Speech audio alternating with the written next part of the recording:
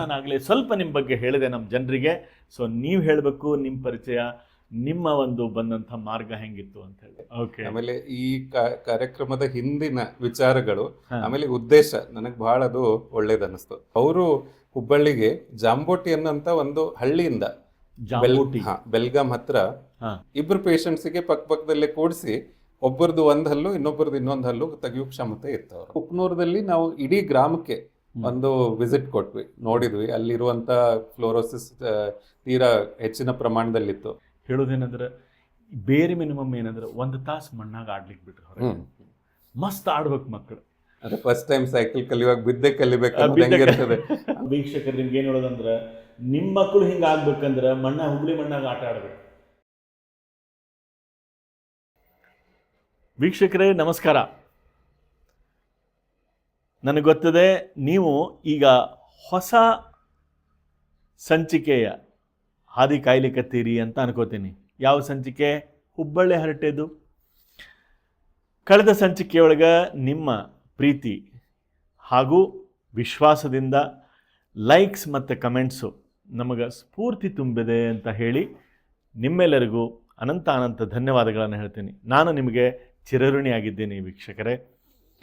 ಆ ನಿಟ್ಟಿನಲ್ಲಿ ಇವತ್ತು ಹೊಸ ಹುಬ್ಬಳ್ಳಿ ಹರಟೆ 7ನೇ ಸಂಚಿಕೆಗೆ ನಿಮ್ಮೆಲ್ಲರಿಗೆ ಆದರದ ಸ್ವಾಗತ, ಸುಸ್ವಾಗತ. ಇವತ್ತಿನ ಅತಿಥಿ ಹುಬ್ಬಳ್ಳಿಯವರು. ಹುಬ್ಬಳ್ಳಿ ಅಂದ ತಕ್ಷಣ ಚೆನ್ನಮ್ಮ ಸರ್ಕಲ್ ನೆನಪಾಗ್ತದೆ, ಲೆಮೆಂಗ್ಟನ್ ಹೈಸ್ಕೂಲು, ದೇಶಪಾಂಡೆ ನಗರ, ಗೋಕುಲ್ ರೋಡು, ಕೊಪ್ಪಿಕ ರೋಡು, ದಾಜಿಬಾನ್ ಪೇಟ್, ಈ ರೀತಿ ಸ್ಟೇಷನ್ ರೋಡು, ಈ ರೀತಿ ಎಲ್ಲ ಭಾಗಗಳು ನಮ್ಮ ಹುಬ್ಬಳ್ಳಿ ಇದೆ. ಆದರೆ 40 ವರ್ಷದಿಂದ ಕೊಪ್ಪಿಕ ರೋಡ್ನಲ್ಲಿ ಒಂದು ಜನರನ್ನು ಅಟ್ರ್ಯಾಕ್ಟ್ ಮಾಡುವಂಥ ಒಂದು ಕೇಂದ್ರ ಬಿಂದು ಆದಂಥದ್ದು. ಅದು ಯಾವುದಪ್ಪ ಅಂತಂದರೆ ಜಾಯ್ದೆ ಅವರ ದಂತ ಚಿಕಿತ್ಸಾಲಯ. ಇಲ್ಲಿ ಕೂತಂಥ ಸಾಕಷ್ಟು ಜನರಿಗೆ ಅವ್ರ ಹೆಸರು ಎಲ್ರಿಗೂ ಪರಿಚಯ ಇದೆ. PV ಜಾಯ್ದೆಯಿಂದ ಹಿಡ್ಕೊಂಡು ವಿಜಯ್ ಜಾಯ್ದೆ ಇರ್ಬೋದು, ರವೀಂದ್ರ ಜಾಯ್ದೆ ಇರ್ಬೋದು, ಇವತ್ತು ಗೌತಮ್ ಜಾಯ್ದೆ ಇರ್ಬೋದು, ಅಥವಾ ನಮ್ಮ ಚೇತನ್ ಜಾಯ್ದೆ ಇರ್ಬೋದು. ಸೊ ಹಂಗಂದ್ರೆ ಬರ್ರಿ ಇವತ್ತು ಜಾಯ್ದೆ ಅವರ ದಂತಕಥೆಯನ್ನು ನಾವೆಲ್ಲರೂ ಇವತ್ತು ಕೇಳೋಣಂತ. ಹಂಗಂದ್ರೆ ಅವ್ರ ಬಾಯಿಂದ ಅವ್ರ ಪರಿಚಯದಿಂದ ಶುರು ಮಾಡೋಣ. ತಡ ಯಾಕೆ ಮಾಡೋದು? ಎಲ್ಲರಿಗೂ ಸ್ವಾಗತ, ಸುಸ್ವಾಗತ.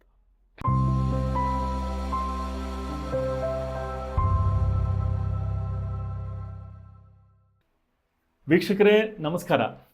ನಿಮ್ಮೆಲ್ಲರಿಗೂ ಹುಬ್ಬಳ್ಳಿ ಹರಟೆಯ 7ನೇ ಸಂಚಿಕೆಗೆ ಆದರದ ಸ್ವಾಗತ, ಸುಸ್ವಾಗತ. ನಿಮ್ಮ ಒಂದು ಲೈಕ್, ಕಮೆಂಟ್ಸ್ ಹಾಗೂ ಸಬ್ಸ್ಕ್ರಿಪ್ಷನ್ ನಮಗೆ ಈ ರೀತಿ ವಿಶೇಷ ಅತಿಥಿಗಳನ್ನು ಪರಿಚಯಿಸುವುದು ಶಕ್ಯ ಆಗಿದೆ. ಮತ್ತು ನಿಮ್ಮೆಲ್ಲರ ಆಶೀರ್ವಾದ ಇದೇ ರೀತಿ ಕಂಟಿನ್ಯೂ ಆಗಲಿ ಅನ್ನೋದು ನನ್ನ ಒಂದು ಕಳಕಳಿಯ ವಿನಂತಿ. ನಾನು ನೋಡ್ತೀನಿ ಎಷ್ಟೋ ಜನ ನಮ್ಮ ಕಾರ್ಯಕ್ರಮ ನೋಡ್ತಾರೆ ಖರೆ, ಆದರೆ ಒಂದು ಸಿಂಪಲ್ ಬಟನ್ ಅದಲ್ಲ ಸಬ್ಸ್ಕ್ರಿಪ್ಷನ್ ಅಂತ, ಅದೊಂದು ಒತ್ತಿದ್ರೆ ಸಾಕು. ಯಾಕಂದರೆ ನಮ್ಮ ಎಂಟೈರ್ ಟೀಮಿಗೆ ಒಂದು ಖುಷಿ ಕೊಡ್ತದೇನೋ ಅಂತ ನನ್ನ ಅನಿಸಿಕೆ. ಇರಲಿ, ನಿಮಗೆಲ್ಲರಿಗೂ ಗೊತ್ತಿದ್ದಂಗೆ ಹುಬ್ಬಳ್ಳಿ ಹರಟೆಯ ವಿಶೇಷತೆ ಏನಂದ್ರೆ ನಮ್ಮ ಜನರಿಗೆ ಪರಿಚಯಿಸಬೇಕು ಅಂತ. ನಮ್ಮ ಜನ ಹುಬ್ಬಳ್ಳಿಯೊಳಗೆ ಅಷ್ಟೇ ಇಲ್ರಿ, ಪ್ರಪಂಚದಾದ್ಯಂತ ಇದ್ದಾರೆ, ಅವರೆಲ್ಲರೂ ನಮ್ಮ ಜನನ. ಹಂಗೆ ನಮ್ಮ ಜನರನ್ನ ನಾವೆಲ್ಲರಿಗೂ ಪರಿಚಯ ಮಾಡಿಸ್ಕೊಡ್ಬೇಕು ಅಂತ. ಇವತ್ತಿನ ಅತಿಥಿ ಬಹಳ ವಿಶೇಷ. ಯಾಕ್ರಿ ಅಂದ್ರೆ ಒಂದು ನಿಮ್ಮನ್ನೆಲ್ಲ ಇಲ್ಲಿದ್ದಂಥ ಯುವಕರಿಗೆ ಗೊತ್ತಾಗ್ತದೋ ಇಲ್ಲೋ ಗೊತ್ತಿಲ್ಲ, ಯುವಕರಿಗೂ ಗೊತ್ತಿದ್ದಾರೆ. ಆದರೆ ಈ 30-40 ವರ್ಷದ ಹಿಂದಿನ ಈಗಿನ ನಾವೇನು ಮಿಡ್ಲ್ ಏಜ್ನವ್ರು ಅಂತ ಹೇಳ್ತೀವಿ, ಅಥವಾ ವೃದ್ಧರು ಅಂತ ಹೇಳ್ಬೋದು, ವಯಸ್ಸಾದವರು ಅಂತ ಹೇಳ್ಬೋದು, ಅವರಿಗೆ ಈ ಹೆಸರು ಹೇಳಿದ ತಕ್ಷಣ ಏನೂ ನೆನಪಾಗಿಲ್ಲ. ಅವ್ರಿಗೆ ನೆನಪಾಗೋದು ಕೊಪ್ಪಿಕ ರೋಡ್, ಮನಿಯಾರ್ ಕಾಂಪ್ಲೆಕ್ಸ್ ನೆನಪಾಗ್ತದೆ. ಯಾಕಂದ್ರೆ ಹುಬ್ಬಳ್ಳಿ ಒಳಗೆ ಪ್ರಪ್ರಥಮವಾಗಿ ಬಂದಂಥ ಒಂದು ವೈದ್ಯಕೀಯ ಸೇವೆ ಇವತ್ತು ನಮ್ಮ ಪ್ರಪಂಚದಲ್ಲಿ ಜನ ಎಲ್ಲ ಕಡೆ ತಿರುಗಾಡಿರ್ಬೋದು, ಆದರೆ ಈ ಹೆಸರನ್ನು ಯಾರೂ ಮರ್ತಿಲ್ಲ. ನಾನು ಹೇಳ್ತಾ ಇರೋದು ಇವತ್ತಿನ ಕತೆ ಯಾವುದಪ್ಪ ಅಂದರೆ ದಂತಕತೆ ಅಂತ. ಯಾಕಂದ್ರೆ ನೋಡ್ರಿ, ಹೇಳಿದ ತಕ್ಷಣ ನಿಮ್ಗೆ ಅನಿಸ್ಬೋದು ಕೆಲವೊಂದು, ಈಗೆಲ್ಲ ನಾವು ಮಾವಿನ ಹಣ್ಣಿನ ಸೀಸನ್ ಮುಗಿಸೀವಿ, ಇನ್ನೇನು ಸ್ವಲ್ಪ ದಿವಸಕ್ಕೆ ನಾಗರ ಪಂಚಮಿ ಬರ್ತದೆ. ಹುಣಸಿ ಹಣ್ಣು ತಿಂದ ತಕ್ಷಣ ಹಲ್ಲು ಚಳ್ಳು ಅಂತ ಹೆಂಗೆ ಹಲ್ಲು ಚಳ್ಳು ಅಂತ ಅವಾಗ ಹಲ್ಲು ಮುಟ್ಕೊಳ್ತೀವಿ ನಾವು. ಆವಾಗ ನೆನಪಾಗ್ತದೆ ನಮ್ಮ ಹಲ್ಲು. ಮತ್ತು ನಾ ಹೇಳಿಕತ್ತಿರುವಂಥ ಈ ಕಥೆಯ ಹರಿಕಾರ ಅಥವಾ ಕಥಾನಾಯಕ ಯಾರಪ್ಪ ಅಂದರೆ ಜಾಯ್ದೆ ಕುಟುಂಬ. ಇಷ್ಟು ಹೇಳಿದ ತಕ್ಷಣ ಎಲ್ರಿಗೂ ಗೊತ್ತಾಗ್ತದೆ, ಓ ಜಾಯ್ದೆ ಅಂದ ತಕ್ಷಣ ಡೆಂಟಿಸ್ಟ್ರಿ ಅಂಥೇಳಿ. ಈಗೆಲ್ಲ ನಾವು ನೋಡ್ತೀವಿ, SDM ಬಂತು ಹುಬ್ಬಳ್ಳಿಯಲ್ಲಿ, ಸಾಕಷ್ಟು ಡೆವಲಪ್ಮೆಂಟನ್ನು ನಾವು ನೋಡ್ಬೋದು. ಆದರೆ ಭಾಳ ನನ್ನ ಬಾಲ್ಯದಿಂದ ನಾನೆಲ್ಲ ನಮ್ಮ ಅಜ್ಜನ್ನು ಕರ್ಕೊಂಡು ಹೋಗಿರುವಂಥದ್ದು ನೆನಪದ. ನಮ್ಮ ಅಜ್ಜನ್ನು ಕರ್ಕೊಂಡು ಹೋಗಿ ಪಾಳೆಗೆ ಅಲ್ಲಿ ಹಚ್ಚಿ ಕಟ್ಟಿ ಮೇಲೆ ಕೂತ್ಕೊಂಡು ಹೊರಗಡೆ ಕಡ್ಲಿ ತಿಂದದ್ದು ಸಾಯಂಕಾಲ ಇನ್ನೂರ್ಗೂ ನನ್ನ ನೆನಪದ. ಸೊ ಅಂಥ ಹಾಸ್ಪಿಟ್ಲ್ ಎಲ್ಲಿತ್ತು ಅಂದರೆ ಹುಬ್ಳಿಯೊಳಗೆ ಕೊಪ್ಪಿಕ ರೋಡ್ನ್ಯಾಗ ಜಾಯ್ದೆ ಹಾಸ್ಪಿಟ್ಲು. ಸೊ ಆ ಕುಟುಂಬದ ಇವತ್ತು 3ನೇ ತಲೆಮಾರು ಡಾಕ್ಟರ್ ಚೇತನ್ ಜಾಯ್ದೆ ನಮ್ಮ ಜೊತೆಗಿದ್ದಾರೆ. ಮೂಲತಃ ಹುಬ್ಳಿಯವರು ಪ್ರಾಥಮಿಕ ಶಿಕ್ಷಣ ಕಾಲೇಜ್ PUC ಮುಗಿಸಿ SDM ಕಾಲೇಜ್ನಲ್ಲಿ BDS ಹಾಗೂ MDS ಮಾಡಿ ಅಂತಾರಾಷ್ಟ್ರೀಯ ಮಟ್ಟದೊಳಗೆ ಸಾಕಷ್ಟು ರಿಸರ್ಚ್ ಕೆಲಸ ಮುಗಿಸ್ಕೊಂಡು ಬೇರೆ ಬೇರೆ ದೇಶಗಳಿಗೆ ಉಪನ್ಯಾಸಕರಾಗಿ ಹುಬ್ಬಳ್ಳಿ ಒಳಗಡೆ ಇವತ್ತು ಸೇವೆ ಸಲ್ಲಿಸ್ತಾ ನಮ್ಮ ಹುಬ್ಬಳ್ಳಿಗೆ ಸಾಕಷ್ಟು ಸಮಾಜಮುಖಿಯಾಗಿ ಕೆಲಸ ಮಾಡ್ಲಿಕ್ಕತ್ತಾರ. ಅವ್ರು ನಮ್ಮ ಜೊತೆಗಿದ್ದಾರೆ. ಸೊ ಹಂಗಂದ್ರೆ ಈ ಸ್ಟುಡಿಯೋದೊಳಗಿದ್ದಾರೆ, ಅವ್ರನ್ನ ಸ್ವಾಗತ ಮಾಡ್ತಾ ನಿಮಗೂ ಪರಿಚಯ ಮಾಡಿಸ್ಕೊಡ್ತೀನಿ. ಚೇತನ್ ಸರ್ ನಮಸ್ಕಾರ. ನಮಸ್ಕಾರ ಗುರುರಾಜ್ ಅವರೇ. ನಮ್ಮ ಜೊತೆಗೆ ಇವತ್ತು ಡಾಕ್ಟರ್ ಚೇತನ್ ಅವರು ಇದ್ದಾರೆ. ನಾನು ಆಗಲೇ ಸ್ವಲ್ಪ ನಿಮ್ಮ ಬಗ್ಗೆ ಹೇಳಿದೆ ನಮ್ಮ ಜನರಿಗೆ. ಸೊ ನೀವು ಹೇಳಬೇಕು ನಿಮ್ಮ ಪರಿಚಯ, ನಿಮ್ಮ ಒಂದು ಬಂದಂಥ ಮಾರ್ಗ ಹೆಂಗಿತ್ತು ಅಂತ ಹೇಳಿ. ಧನ್ಯವಾದ ಗುರುರಾಜ್ ಅವರೇ. ಫಸ್ಟ್ ಆಫ್ ಆಲ್ ಈ ಕಾರ್ಯಕ್ರಮಕ್ಕೆ ಕರೆದಿದ್ದು ನನಗೆ ಬಹಳ ಖುಷಿ ಆಯ್ತು. ಯಾಕಂದ್ರೆ ನಿಮ್ಮ ಹಳೆಯ ಪ್ರೋಗ್ರಾಮ್ಸ್ ಎಲ್ಲ ಎಪಿಸೋಡ್ಸ್ 6 ಎಪಿಸೋಡ್ಸ್ ಅಲ್ಲಿ 3 ನಾನು ಪೂರ್ತಿಯಾಗಿ ನೋಡಿದ್ದೇನೆ. ಆಮೇಲೆ ಈ ಕಾರ್ಯಕ್ರಮದ ಹಿಂದಿನ ವಿಚಾರಗಳು ಆಮೇಲೆ ಉದ್ದೇಶ ನನಗೆ ಬಹಳ ಅದು ಒಳ್ಳೇದನ್ನಿಸ್ತು. ಹಾಗಾಗಿ ನಿಮಗೆ ಧನ್ಯವಾದಗಳು. ಹುಬ್ಳಿ ಎಲ್ಲ ಜನರ ಕಡೆಯಿಂದ, ಇಲ್ಲಿ ಹುಬ್ಳಿದವರು ಅಷ್ಟೇ ಅಲ್ಲ, ಗ್ಲೋಬಲ್ ಸಿಟಿಸನ್ಸ್ ಹುಬ್ಳಿದವರು ಯಾರ್ಯಾರಿದ್ದಾರೆ, ಹುಬ್ಳಿ ಐಟ್ಸ್ ಅನ್ಬೋದು, ಅವರು ಈ ಕಾರ್ಯಕ್ರಮವನ್ನು ನೋಡಿ ಹುಬ್ಬಳ್ಳಿಯಲ್ಲಿರುವಂತ ಅವಕಾಶಗಳು, ಹುಬ್ಬಳ್ಳಿಯಲ್ಲಿ ಇರುವಂತ ಕೆಲವೊಬ್ಬರು ವ್ಯಕ್ತಿಮತ್ವ, ಅವರ ಬಗ್ಗೆ ನೀವು ಪರಿಚಯ ಮಾಡಿಕೊಡ್ತಾ ಇದ್ದೀರಿ. ಅದ್ರ ಬಗ್ಗೆ ಧನ್ಯವಾದ ಹಾಗೂ ಶುಭ ಹಾರೈಸ್ತೇನೆ. Thank you. ನಿಮ್ಗೆ ಹೆಂಗ ಅನಿಸ್ತು ಈಗ ನೀವು ಅಂದ್ರೆ 3 ಪ್ರೋಗ್ರಾಮ್ ನೋಡಿನಂತ 3 ಪ್ರೋಗ್ರಾಮ್ ಬಗ್ಗೆ ನಿಮ್ಮ ಸ್ವಲ್ಪ ಒಂದು ಟಿಪ್ಪಣಿ ಏನ್ ಹೇಳ್ಬೋದು? ಹೌದು, ಅಂದ್ರೆ ನನಗೆ ಫಸ್ಟ್ ಏನ್ ಅನಿಸ್ತಂದ್ರೆ ಹುಬ್ಬಳ್ಳಿಯಲ್ಲೇ ಇಷ್ಟೊಂದು ಬೇರೆ ಬೇರೆ ತರದ ಚಟುವಟಿಕೆಗಳು ನಡೆದಿರ್ತಾವ. ಈಗ ಫಾರ್ ಎಕ್ಸಾಂಪಲ್ ವೀರನಾರಾಯಣ್ ಕುಲಕರ್ಣಿ ಅವ್ರದ್ದು ಹಿಡೀರಿ, ಜಿತೇಂದ್ರ ನಾಯಕ್ ಅಥವಾ ಮಿಸ್ ಜೈನ್ ಎಲ್ಲ ತಮ್ಮ ಫೀಲ್ಡ್ ಅಲ್ಲಿ ಅವರೇ ಲೀಡರ್ಸ್. ಬಟ್ ಅವ್ರ ಬಗ್ಗೆ ಎಲ್ರಿಗೂ ಗೊತ್ತಿರಲ್ಲ. ನೀವೊಂದು ಒಳ್ಳೆ ಸುಪರಿಚಯ ಮಾಡಿ ಕೊಡ್ತಾ ಇದ್ದೀರಿ ಈ ಕಾರ್ಯಕ್ರಮದ ಮುಖಾಂತರ. ಅದ್ರ ಬಗ್ಗೆ ನನ್ಗೆ ಬಹಳ ಖುಷಿ ಆಯ್ತು. ನಮ್ಮ ಇಡೀ ಫ್ಯಾಮಿಲಿ ಮೆಂಬರ್ಸಿಗೆ ನಾನು ತೋರಿಸ್ಲಿಕ್ಕೆ ಸ್ಟಾರ್ಟ್ ಮಾಡಿದೆ. ಹಾಗಾಗಿ ಈಗ ಡೆಫಿನೆಟ್ಲಿ ಜಾಸ್ತಿ ಜನ ಅದನ್ನ ನೋಡ್ತಾರೆ. ಇದ್ರ ಬಗ್ಗೆ ಅಗದಿ ಒಳ್ಳೆ ಒಂದು ಇದಿದೆ, ಏನೋ ಕಲ್ಪನೆ ಇದೆ. ಅಂಡ್ ಇದು ಒಳ್ಳೇದಾಗ್ಲಿ, ಇನ್ನು 1000 ಎಪಿಸೋಡ್ ವರೆಗೆ ನಾವು ನೋಡ್ತಾ ಇರ್ಬೇಕನ್ನೋದು ನಮ್ದೊಂದು ಆಸೆ ಆಗ್ಲಿ. Thank you very much. ನನ್ನ ಬಗ್ಗೆ ಆಲ್ರೆಡಿ ನೀವು ಬಹಳಷ್ಟು ಹೇಳ್ಬಿಟ್ಟಿದ್ದೀರಿ. ಇದರಲ್ಲಿ ಏನು ಅಡಿಷನಲ್ ಅಂತ ಏನು ಹೇಳುವಂತ ಬಹಳ ಇಲ್ಲ. ಆದ್ರೆ ಹೇಳ್ಬೇಕಂದ್ರೆ ನಮ್ಮ ಅಜ್ಜ ಡಾಕ್ಟರ್ PV ಜಾಯ್ದೆ, ದಿವಂಗತ PV ಜಾಯ್ದೆ, ಪಾಂಡುರಂಗ್ ವಿಜಯ್ ಜಾಯ್ದೆ, ಅವರು ಹುಬ್ಬಳ್ಳಿಗೆ ಜಾಂಬೋಟಿ ಅನ್ನೋಂತ ಒಂದು ಹಳ್ಳಿಯಿಂದ, ಬೆಲ್ಗಾಂ ಹತ್ರ ಖಾನಾಪುರ್ ಜಿಲ್ಲೆಯಲ್ಲಿ ಜಾಂಬೋಟಿ, ಚೋರ್ಲಾ ಘಾಟಿಗೆ ಹೋಗುವಾಗ ಅಲ್ಲಿ ಹತ್ತದದು ಜಾಂಬೋಟಿ. ಆ ಊರಿನಿಂದ 1925 ಸನಕ್ಕೆ ಇಲ್ಲಿ ಹುಬ್ಬಳ್ಳಿಗೆ ಬಂದು, ಸ್ವತಂತ್ರಕ್ಕಿಂತ ಪೂರ್ವದಲ್ಲಿ ಇಲ್ಲಿ ಬಂದು ತಮ್ಮ ಶಿಕ್ಷಣವನ್ನು ಆರಂಭಿಸಿದ್ರು. ಯಾಕಂದ್ರೆ ಅದ್ರ ಮುಂಚೆ ನಮ್ಮೆಲ್ಲ ಪೂರ್ವಜರು, ಅಲ್ಲಿ ಒಂದು ರಾಮ ಟೆಂಪಲ್ ಇದೆ, ರಾಮನ ದೇವಸ್ಥಾನ ಜಾಂಬೋಟಿಯಲ್ಲಿ, ಬಹಳ ಪ್ರಸಿದ್ಧವಾದಂತ. ರಾಮನವಮಿಗೆ ಸಾವಿರಾರು ಮಂದಿ ಅಲ್ಲಿ ಜಾತ್ರೆಗೆ ಬಂದಿರ್ತಾರೆ. ಅಂತ ಒಂದು ರಾಮ ಮಂದಿರದ ಪೂಜಾರಿಯಾಗಿ ನಮ್ಮ ಪೂರ್ವಜರು ಇದ್ರು. ಆದ್ರೆ ನಮ್ಮ ಅಜ್ಜರಿಗೆ ಅದು ಹಿಡಿಸ್ಲಿಲ್ಲ. ಅವರಂದ್ರು ನನ್ನ ಸ್ವತಂತ್ರವಾಗಿ ಏನಾದ್ರು ಒಂದು ಸಾಧಿಸ್ಬೇಕಂತ ಹೇಳಿ ಇಲ್ಲಿ ಬಂದು ಅವರ ಅತ್ತೆ, ಅಂದ್ರೆ ಫಾದರ್ಸ್ ಯಂಗರ್ ಸಿಸ್ಟರ್, ಸೋದರತ್ತೆ ಇಲ್ಲಿದ್ರು. ಅವ್ರ ಮನೆಗ್ ಬಂದು ಅಲ್ಲಿ ಇದ್ದು ತಾವಾಗೆ ಖರ್ಚು ಮಾಡಿ ಕಲ್ಕೊಂಡು ನ್ಯೂ ಇಂಗ್ಲಿಷ್ ಸ್ಕೂಲಲ್ಲಿ ಕಲ್ತು, ಆಮೇಲೆ ತಮ್ಮ ಶಾಲೆ ಬಹಳ ಒಳ್ಳೆ ಶಾಲೆ. ನಮ್ಮ ತಂದೆಯವ್ರು ಹೇಳ್ತಾರೆ ಅವಾಗ 2 ಶಾಲೆಗಳಿದ್ವು, ನ್ಯೂ ಇಂಗ್ಲಿಷ್ ಮತ್ತೆ ಲ್ಯಾಮಿಂಗ್ಟನ್. ಅಲ್ಲಿ ಅವರು ಕಲಿತು ಬಹಳ ಶ್ರಮ ಪಟ್ರು. ಅಲ್ಲಿಂದ ಅವರಿಗೆ ಒಂದು ಅನಿಸಿಕೆ ಇತ್ತು, ನನ್ನ ಇಡೀ ಕುಟುಂಬದವರು ಡೆಂಟಲ್ ಲೈನ್ ಚೂಸ್ ಮಾಡ್ಬೇಕಂತ ಹೇಳಿ. ಆ ಒಂದು ಅವರಿಗೆ ಅನ್ಸಿದ್ದು, ಅದನ್ನ ನಾವು ಸಾರ್ಟ್ ಆಫ್ ಡ್ರೀಮ್ ಇತ್ತು ಅವರಿಗೆ, ಅದನ್ನ ನಾವು ನನ್ಸಾಗ್ಲಿಕ್ಕೆ ಮಾಡ್ಲಿಕ್ಕೆ ಪ್ರಯತ್ನ ಮಾಡಿದ್ದೇವೆ. ಆದ್ರೆ ಅವರು ಏನು ಎಷ್ಟು ಕಷ್ಟಪಟ್ಟಿದ್ರು ಅದನ್ನ ನೋಡಿದ್ರೆ ನಾವು ಎಲ್ಲಿ 1% 2% ಮಾಡಿಲ್ಲ. ಒಂಥರ ಪ್ಲಾಟ್ಫಾರ್ಮ್ ಮಾಡಿ ಕೊಟ್ಟಿದ್ರು ಅವರು. ನೀವು ಹೇಳಿದಾಗೆ one of the first few dentist in Hubli. ಅವಾಗ ಇಬ್ಬರೇ ಇದ್ರು, ಒಬ್ರು ಚೈನೀಸ್ ಒರಿಜಿನ್ ದವ್ರು ಇದ್ರು, ಡಾಕ್ಟರ್ ಹೂ ಅಂತ ಹೇಳಿ. But dental clinic proper start ಮಾಡಿದವರು ನಮ್ಮ ಅಜ್ಜಾನೆ. ಅವ್ರ ಬಗ್ಗೆ ಸ್ವಲ್ಪ ಹೇಳ್ಬೇಕಂತಂದ್ರೆ, ಅವರು ಕಲ್ತಿದ್ದು ಅಹಮದ್ ನಗರ್ ಅಲ್ಲಿ. ಆ ಕಾಲದಲ್ಲಿ ಅವಾಗ ಲೈಸೆನ್ಶಿಯೇಟ್ ಆಫ್ ಡೆಂಟಲ್ ಸರ್ಜರಿ LDS ಅಂತ ಇತ್ತು. ಅದನ್ನ ಅವರು ಕಲ್ತು, ಅವರ ಟೀಚರ್ ಏನಿದ್ರು ಅವರಿಗೆ ಹೇಳಿದ್ದು ದಂತ ಕ್ಷೇತ್ರದಲ್ಲಿ ನೀನು ಮುಂದುವರಿಸಬೇಕು. ಅಂದ್ರೆ ಅದರಲ್ಲಿ ಒಂದು ಸ್ಪೆಷಲ್ ಟೆಕ್ನಿಕ್ ಇತ್ತು, ನೀವು ಬಹುಶಃ ನೋಡಿರ್ಬೋದು ಅಥವಾ ನೆನಪಿರ್ಲಿಕ್ಕಿಲ್ಲ. ಪೇನ್ಲೆಸ್ ಟೂತ್ ಎಕ್ಸ್ಟ್ರಾಕ್ಷನ್ ಅಂತ ಹೇಳಿ, ಅಂದ್ರೆ ಜಾಲಂಧರ ಬಂಧ ಅಂತ ಒಂದು ನಮ್ಮ ಸುಶ್ರುತ್ ಸಂಹಿತೆಯಲ್ಲಿ ಇದೆ. ಜಾಲಂಧರ ಬಂದ ಬೆನ್ನಿನ ಮೇಲೆ ಅಥವಾ ಗೋಣಿನ ಮೇಲೆ ಸ್ವಲ್ಪ ಪ್ರೆಷರ್ ಅಪ್ಲೈ ಮಾಡಿದ್ರೆ ಅದು ಆ ಒಂದು 10-20 ಸೆಕೆಂಡ್ಗಳ ಸಮಯದವರೆಗೆ ಅಲ್ಲಿ ಪೂರ್ತಿ ಮರೆಗಟ್ತದೆ.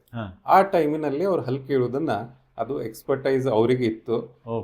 ಆಮೇಲೆ ಅದನ್ನ ಇಡೀ ಜಗತ್ತಿಗೆ ಅವ್ರು ತೋರಿಸ್ಕೊಟ್ರು, ಪಿ ವಿ ಜಯದೇವರು. ಅಂದ್ರೆ ಹೆಂಗಿತ್ತಂದ್ರೆ ಅವಾಗ ಆ ಕಾಲದಲ್ಲಿ ಹಲ್ಲಿನ ಟ್ರೀಟ್ಮೆಂಟ್ ಅಂದ್ರೆ ಹಲ್ಲು ನೋವು ಆದಾಗ್ಲೇ ಹೋಗ್ತಿದ್ರು, ಈಗಾದ್ರೂ ಹಂಗೆ ಇದೆ ಆಲ್ಮೋಸ್ಟ್, ಬಹಳ ಏನ್ ಚೇಂಜ್ ಆಗಿಲ್ಲ. ಸೊ ಅವಾಗ ಟ್ರೀಟ್ಮೆಂಟ್ ಒಂದೇ ಇತ್ತು, ರೂಟ್ ಕೆನಲ್ ಇರ್ಲಿಲ್ಲ ಅವಾಗ. ಹಲ್ಲು ನೋವು ಅಂದ್ರೆ ತೆಗೆದು ಬಿಡೋದು. ಆ ಎಕ್ಸ್ಟ್ರಾಕ್ಷನ್ ಮಾಡ್ಲಿಕ್ಕೆ ಅವರು ಕಲ್ತಿದ್ದ ಆ ಟೆಕ್ನಿಕ್ ಏನಿದೆ ಇಡೀ ಕರ್ನಾಟಕದಲ್ಲಿ, ಇಡೀ ಮಹಾರಾಷ್ಟ್ರ ಆಗ್ಲಿ ಅಥವಾ ಕರ್ನಾಟಕದಲ್ಲಿ ಬಹಳ ಫೇಮಸ್ ಆಗಿತ್ತು. ಇನ್ಫ್ಯಾಕ್ಟ್ ಅವರು ಮಾಡ್ತಾ ಇರೋದು ದಂತ ಯಜ್ಞ ಅಂತ ಇಡ್ತಿದ್ರು ಅವರು. ಡೆಂಟಲ್ ಕ್ಯಾಂಪ್ಸ್ಗೆ ಅವರು ದಂತ ಯಜ್ಞ ಅಂತ ಹೇಳಿ ಅವ್ರು ಮಾಡ್ತಿದ್ರು. ಅದರಲ್ಲಿ ಒಂದು ದಿನದಲ್ಲಿ ಅಂದಾಜು 3 ಅಥವಾ 4 ಬಕೆಟ್ ತುಂಬಿ ಹಲ್ಲು ತೆಗೆದಿದ್ದು ಪೇಷಂಟ್ಸ್ ಅಷ್ಟು ಅವರು ಬೆಳಿಗ್ಗೆಯಿಂದ ಸಂಜೆವರೆಗೆ ಕಂಟಿನ್ಯೂಸ್ ಆಗಿ ಮಾಡ್ತಿದ್ರು. ಆಮೇಲೆ ಇನ್ನೊಂದು ಅವ್ರ ಸ್ಪೆಷಾಲಿಟಿ ಅಂದ್ರೆ ಒಂದೇ ಟೈಮಲ್ಲಿ ಒಂದೇ ಪೇಷಂಟ್ 2 ಹಲ್ಲು ರೈಟ್ ಅಂಡ್ ಲೆಫ್ಟ್ ಸೈಡ್ ಹಿಂಗೂ ಮಾಡ್ತಿದ್ರು, ಅಥವಾ 2 ಪೇಷಂಟ್ ಸೈಮಲ್ಟೇನಿಯಸ್ಲಿ ಇಬ್ರು ಪೇಷಂಟ್ಸ್ಗೆ ಪಕ್ಕದಲ್ಲೇ ಕೂಡಿಸಿ ಒಬ್ಬರದು ಒಂದು ಹಲ್ಲು ಇನ್ನೊಬ್ಬರದು ಇನ್ನೊಂದು ಹಲ್ಲು ತೆಗೆಯೋ ಕ್ಷಮತೆ ಇತ್ತು ಅವ್ರದ್ದು. ಅಷ್ಟೊಂದು ನೌ ಇಟ್ ಇಸ್ ಕಾಲ್ಡ್ ಏನೋ ಸೂಪರ್ ನ್ಯಾಚುರಲ್ ಪವರ್ ಅಂತಾನೆ ಅನ್ಬೋದು. ಅಷ್ಟು ಅವರು ಅದಕ್ಕೆ ಬಹಳ ಕೇಳಿದ ತಕ್ಷಣ ನಾನು ಜಾಸ್ತಿ ನೋಡ್ಲಿಕ್ಕೆ ಸಿಗ್ಲಿಲ್ಲ. ಅದು ನಮ್ಮ ಅಣ್ಣ ಆಗ್ಲಿ ನಮ್ಮ ತಂದೆಯವರು ಅದನ್ನ ಬಹಳ ನೋಡಿದ್ರು. ಆಮೇಲೆ ಆ ಕಾಲದಲ್ಲಿ ಡಾಕ್ಟರ್ AB ಮೋದಿ ಕಣ್ಣಿನ ತಜ್ಞರು, ಡಾಕ್ಟರ್ PV ಜಯದೆ ನಾರ್ತ್ ಕರ್ನಾಟಕದಲ್ಲಿ ಸಮಕಾಲೀನರು ಹಾಗೂ ಅಷ್ಟೇ ಒಂದು ಸಮಾಜಕ್ಕೆ ಒಳ್ಳೆ ಸರ್ವಿಸ್ ಕೊಟ್ಟಿದ್ರು. ಅವರು ಡಾಕ್ಟರ್ PV ಜಯದೆ. ಅವ್ರಿಗೆ ಎಷ್ಟು ಮಕ್ಕಳು? 2 ಮಕ್ಕಳು, ಅಂದ್ರೆ ಗಂಡು ಮಕ್ಕಳು 2. ನನ್ನ ತಂದೆ ಡಾಕ್ಟರ್ ವಿಜಯ್ ಜಯದೆ ಹಾಗೂ ನನ್ನ ಅಂಕಲ್ ಅಂದ್ರೆ ಚಿಕ್ಕಪ್ಪ ಡಾಕ್ಟರ್ ರವೀಂದ್ರ ಜಯದೆ. ಇಬ್ರು ಅವರು ಡೆಂಟಲ್ ಲೈನ್ ಸೇರ್ಕೊಂಡ್ರು. ಮಗಳಿದ್ಲು ಶ್ರೀಮತಿ ವಿದ್ಯಾ ಅಂತ ಹೇಳಿ, ಸೋದರತ್ತೆ. ಅವರು ಬೇರೆ ಲೈನ್ ತಗೊಂಡ್ರು, ಅವ್ರು ಆರ್ಟ್ಸ್ ತಗೊಂಡು ಅವರು ಪೂನಾದಲ್ಲಿ ಸೆಟ್ಲ್ ಆದ್ರು. ಆಮೇಲೆ ಬಟ್ ನಮ್ಮ ತಂದೆ ಮತ್ತೆ ಇವರು ಚಿಕ್ಕಪ್ಪ ಅವರು ಪ್ರಾಕ್ಟೀಸ್ ಅಲ್ಲೇ ಕಂಟಿನ್ಯೂ ಮಾಡಿದ್ರು ಸ್ವಲ್ಪ ಸಮಯದವರೆಗೆ. ಆಮೇಲೆ ನಿಲಿಜನ್ ರೋಡ್ ಅಲ್ಲಿ ಶಿಫ್ಟ್ ಆದ್ರು ತಂದೆಯವರು. ಶ್ರೀನಾಥ್ ಕಾಂಪ್ಲೆಕ್ಸ್ ಹತ್ರ ಇಲ್ಲ, ಇದು ನಮ್ಮ ಅರವಿಂದ್ ಜನರಲ್ ಹಾಸ್ಪಿಟಲ್ ಅಂತ ಆ ಬಿಲ್ಡಿಂಗ್ ಅಲ್ಲಿ ಇತ್ತು. ಆಶ್ಚರ್ಯ ಅಂದ್ರೆ ನಾನು ಹುಟ್ಟಿದ್ದ ಅದೇ ಬಿಲ್ಡಿಂಗ್ ಅಲ್ಲಿ, ಅರವಿಂದ್ ಜನರಲ್ ಹಾಸ್ಪಿಟಲ್ ಅಲ್ಲಿ. ಆಮೇಲೆ ಅದನ್ನ ಡೆಂಟಲ್ ಇದರಲ್ಲಿ ಒಂದು ಪೋಸ್ಟ್ ಆಫೀಸ್ ಇದೆ ಈಗ, ಅದ್ರ ಮೇಲೆ ಫಸ್ಟ್ ಫ್ಲೋರ್ ಅಲ್ಲಿ ಬ್ಲಡ್ ಬ್ಯಾಂಕ್ ಇದೆ. ಅದೇ ಬಿಲ್ಡಿಂಗ್ ಅಲ್ಲಿ ಕಂಟಿನ್ಯೂ ಮಾಡಿದ್ರು. ಆಮೇಲೆ 1989 ಅಲ್ಲಿ ಇಲ್ಲಿ ಯುರೇಕಾ ಟವರ್ಸ್ ಬಿಲ್ಡಿಂಗ್ ಅಲ್ಲಿ ಶಿಫ್ಟ್ ಆಗಿ ಅತಿ ದೊಡ್ಡ ಪ್ರಮಾಣದ ಕ್ಲಿನಿಕ್ ಅನ್ನ ಅವರು ಸ್ಥಾಪಿಸಿದ್ರು. 1989 ಕರೆಕ್ಟ್. ನನಗೆ ಯಾಕಂದ್ರೆ ನಮ್ಮ ಅಜ್ಜನ್ ಕರ್ಕೊಂಡ್ ಬಂದಿರೋದು ನೆನಪದ ಮನಿಯಾರ್ ಕಾಂಪ್ಲೆಕ್ಸ್ಗೆ, ನಮ್ಮ ಅಜ್ಜಿ ಕರ್ಕೊಂಡ್ ಬಂದಿದ್ದ ನೆನಪದ ಯುರೇಕಾ ಟವರ್ಸ್.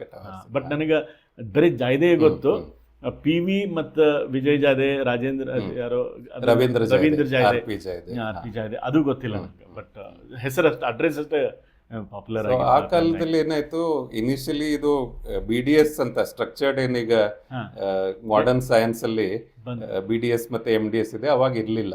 ಸೊ ಅಜ್ಜ ಮಾಡಿದಾಗ LDS ಇತ್ತು. ಅವ್ರು ನಮ್ಮ ತಂದೆಗೆ ಆಮೇಲೆ ಕಾಕಾಗೆ ಅಂದ್ರೆ ಇವರಿಗೆ ರವೀಂದ್ರ ಅವ್ರಿಗೆ ಹೇಳಿದ್ದೇನಂತಂದ್ರೆ, ಮಾಡರ್ನ್ ಸೈನ್ಸ್ ಪದ್ಧತಿಯಿಂದ ನೀವು ಕಲೀರಿ, ಯಾಕಂದ್ರೆ ಈ ಟೆಕ್ನಿಕ್ ಅವ್ರು ಏನ್ ಮಾಡ್ತಾ ಇದ್ರು ಅದು ಜನರಿಗೆ ಹಿಡಿಸ್ಲಿಕ್ಕಿಲ್ಲ ಅಥವಾ ನಂಬ್ಲಿಕ್ಕಿಲ್ಲ. ಹಂಗಾಗಿ ಅವರು ತಂದೆಯವರು ಮುಂಬೈದಲ್ಲಿ ಕಲಿತರು BDS MDS. ಮತ್ತೆ ನಮ್ಮ ಅಂಕಲ್ ರವೀಂದ್ರ ಅವರು ಬೆಂಗಳೂರಲ್ಲಿ GDC ಅಲ್ಲಿ ಬೋತ್ BDS ಅಂಡ್ MDS ಅಲ್ಲಿ ಮಾಡಿದ್ರು. ತಂದೆಯವರು ವಕ್ರದಂತ ಚಿಕಿತ್ಸೆ ಅಂದ್ರೆ ಆರ್ಥೋಡಾಂಟ್, ನಾನು ಯಾವ್ದು ಫಾಲೋ ಮಾಡಿದೆ. ಆಮೇಲೆ ರವೀಂದ್ರ ಅವರು ಓರಲ್ ಮ್ಯಾಕ್ಸಿಲೋಫೇಶಿಯಲ್ ಸರ್ಜನ್, ಅಂದ್ರೆ ಇದು ಕ್ಯಾನ್ಸರ್ ಸರ್ಜರೀಸ್ ಆಗ್ಲಿ ಅಥವಾ ಜಾ ಫ್ರಾಕ್ಚರ್ ಆದ್ರೆ ಅದಕ್ಕೆ ಏನೇನ್ ಟ್ರೀಟ್ಮೆಂಟ್ ಬೇಕು, ಸ್ಪೆಷಲೈಸ್ಡ್ ಟ್ರೀಟ್ಮೆಂಟ್ಸ್ ಅವೆಲ್ಲ ಅವ್ರು ಮಾಡ್ತಾರೆ. ಬೆಂಗಳೂರಲ್ಲಿ ಕಲ್ತು ಅವರಿಬ್ರು ಪ್ರಾಕ್ಟೀಸ್. ಈಗ ತಂದೆಯವರು 83 ಇಯರ್ಸ್ ದವರು, ಈಗ ಅವರು ಪ್ರಾಕ್ಟೀಸ್ ಮಾಡ್ತಿಲ್ಲ. 70s ಮಿಡ್ 70s ಅಲ್ಲಿ ಇದ್ ಮಾಡಿದ್ರು.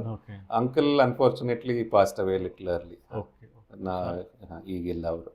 ಆದ್ರೆ ಅವರು ಇಬ್ರು up to their mid 60s late 60s ಒಳ್ಳೇದಾಗಿ ಪ್ರಾಕ್ಟೀಸ್ ಮಾಡಿ, ಅಷ್ಟಲ್ಲದೆ ತಂದೆಯವರು SDM ಡೆಂಟಲ್ ಕಾಲೇಜಲ್ಲಿ ಹೆಡ್ ಆಫ್ ಡಿಪಾರ್ಟ್ಮೆಂಟ್ ಅಂತ ಹೇಳಿ ಸುಮಾರು 20 ವರ್ಷದವರೆಗೆ ಟೀಚಿಂಗ್ ಆರ್ಥೋಡಾಂಟಿಕ್ಸ್ ಡಿಪಾರ್ಟ್ಮೆಂಟ್ ಅಲ್ಲಿ ಇದ್ರು. ಈಗ ಆ, ನಿಮ್ಮ ಜನ್ರೇಷನಿಗೆ ಎಷ್ಟು ಜನ ಇದ್ದೀರಿ ನೀವು? ಯಾರ್ಯಾರು ಈ ಪ್ರೊಫೆಷನಿಗೆ ಚೂಸ್ ಮಾಡ್ಕೊಂಡು? ಈಗ ಇರೋದು ನಾನು, ನಮ್ಮ ಅಣ್ಣ, ಅವರು ಡಾಕ್ಟರ್ ಭೂಷಣ್ ಜಯದೆ. ಭೂಷಣ್ ಜೈ ಅವರೀಗ ದುಬೈದಲ್ಲಿದ್ದಾರೆ. ಆದ್ರೆ Same ಕಲ್ತಿದ್ದೆಲ್ಲ dentistry? ಅವರು ಓರಲ್ ಮ್ಯಾಕ್ಸಿಲೋಫೇಶಿಯಲ್ ಸರ್ಜನ್. ಓಕೆ. ಆಮೇಲೆ ನಮ್ಮ ಕಸಿನ್ ಬ್ರದರ್ ಅಂದ್ರೆ ರವೀಂದ್ರ ಜಯದೇವ್ ಅವ್ರ ಮಗ ಗೌತಮ್ ಜಯದೇವ್, ಅವರು oral maxillofacial surgeon. Okay. And coincidentally ಎಲ್ಲರ ಸ್ಪೌಸಸ್ ಹಾ. ಮನೆಯವರು ಅಂದ್ರೆ ನನ್ನ ಮಿಸ್ಸಸ್ ಹೇಮಾ ಜಯದೆ, ಅವರು ಡೆಂಟಿಸ್ಟ್. ನಮ್ಮ ವೈನಿ ಗೌರಿ ಜಯದೆ, ಅವರು ಡೆಂಟಿಸ್ಟ್. ಓಕೆ. ಹಾಗಾಗಿ ಅದಲ್ಲದೆ ನಮ್ಮ ಕಸಿನ್ ಗೌತಮ್ ಅವ್ರ ವೈಫ್ ದೀಪಾ, ಅವರು ಜನರಲ್ ಡೆಂಟಿಸ್ಟ್. ಎಲ್ಲರೂ ಡೆಂಟಿಸ್ಟ್.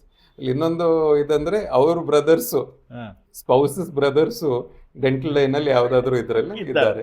ಅಲ್ಲ, ನೀವು ಫ್ಯಾಮಿಲಿ ಒಳಗೆ ಗೆಟ್ ಟುಗೆದರ್ ಆಯ್ತು, ಯಾವ್ದೋ ಒಂದು ಫಂಕ್ಷನ್ ಯಾಕೆ ಸೇರಿದ್ರೆ ಯಾವ ಟಾಪಿಕ್ ಮಾತಾಡ್ತೀರಿ ನೀವು? ಯಾಕಂದ್ರೆ ನಿಮ್ಗೆ ಬೇರೆ ಬಹುಶಃ ಹಂಗೆ ಆಗ್ತಿತ್ತು. ಅಂದ್ರೆ ನಮ್ಮ ತಾಯಿಯವರು ಬಹಳ ಸಲ ಹೇಳ್ತಾ ಇದ್ರು, ನಾವು 4 ಜನ ಮನೇಲಿ ಕೂತ್ ಮಾತಾಡ್ತಿರುವಾಗ ನಾನು, ನಮ್ಮ ಅಣ್ಣ, ತಂದೆ ಆಗ್ಲಿ, ಆಮೇಲೆ ನಮ್ಮ ಸ್ಪೌಸಸ್ ಕೂತ್ ಮಾತಾಡಿದ್ರೆ ಬರೀ ಹಲ್ಲಿನ ವಿಷಯ ಆ ಪೇಷಂಟ್ ಈ ಪೇಷಂಟ್ ಮಾಡಿದ್ರೆ ತಾಯಿಗೆ ಬಹಳ ಸಿಟ್ಟು ಬರ್ತಿತ್ತು, ಕೋಪ ಬರ್ತಿತ್ತು. ಬೇರೆ ಏನಾದ್ರು ಇಲ್ವಾ ವಿಷಯ ನಿಮ್ ಮಾತಾಡ್ಲಿಕ್ಕೆ ಅಂತ ಹೇಳಿ.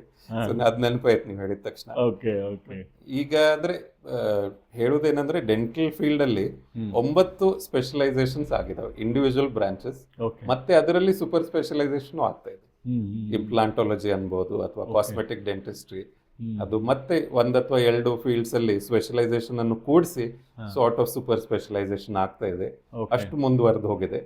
ನಾವು ನಮ್ಮ ಇದರಲ್ಲಿ ಕ್ಷೇತ್ರದಲ್ಲಿ ಈಗ ನಾನು ವಕ್ರದಂತ ಚಿಕಿತ್ಸೆ, ಅದರಲ್ಲಿ ಎಷ್ಟು ಸಾಧ್ಯ ಆದಷ್ಟು ಹೆಚ್ಚಿನ ಕಲಿತೆ. UK ಹೋದೆ, ಆಮೇಲೆ TC ವೈಟ್ ಸ್ಕಾಲರ್ಶಿಪ್ ಸಲುವಾಗಿ.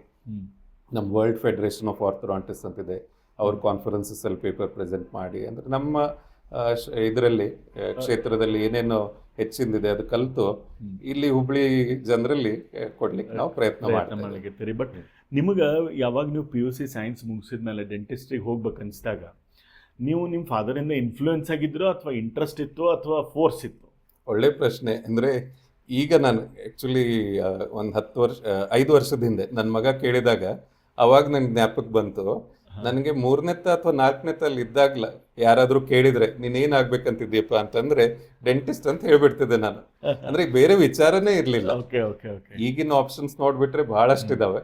ಆ ಟೈಮ್ದಲ್ಲಿ ನಮ್ಮ ಅಜ್ಜರು ಮತ್ತೆ ಬಹಳ ಸ್ಟ್ರಾಂಗ್ ಪರ್ಸನಾಲಿಟಿ, ಅವ್ರದ್ದು ಇನ್ಫ್ಲೂಯೆನ್ಸ್ ಇಷ್ಟು ನಮಗೆ ಜಾಸ್ತಿ ಇತ್ತಲ್ಲ, ಡಾಕ್ಟರ್ ಪಾಂಡುರಂಗ್ ಜಯದೇವ್ ಅವ್ರದ್ದು. ಯಾಕಂದ್ರೆ ಅವರು ಬಹಳ ಡಿಸಿಪ್ಲಿನ್ ಪರ್ಸನ್, ಆಮೇಲೆ ಸ್ಟ್ರಿಕ್ಟ್ ಇನ್ ದಟ್ ಸೆನ್ಸ್. ಅಂದ್ರೆ ಯಾವುದೇ ವಿಷಯ ಆಗ್ಬೇಕಂದ್ರೆ ಆಗ್ಲೇಬೇಕು. ಆಮೇಲೆ ಐಡಿಯಲ್ಸ್ ಬಹಳ ಒಳ್ಳೇದು ನಮ್ಗೆ ಕೊಟ್ಟಿದ್ರು.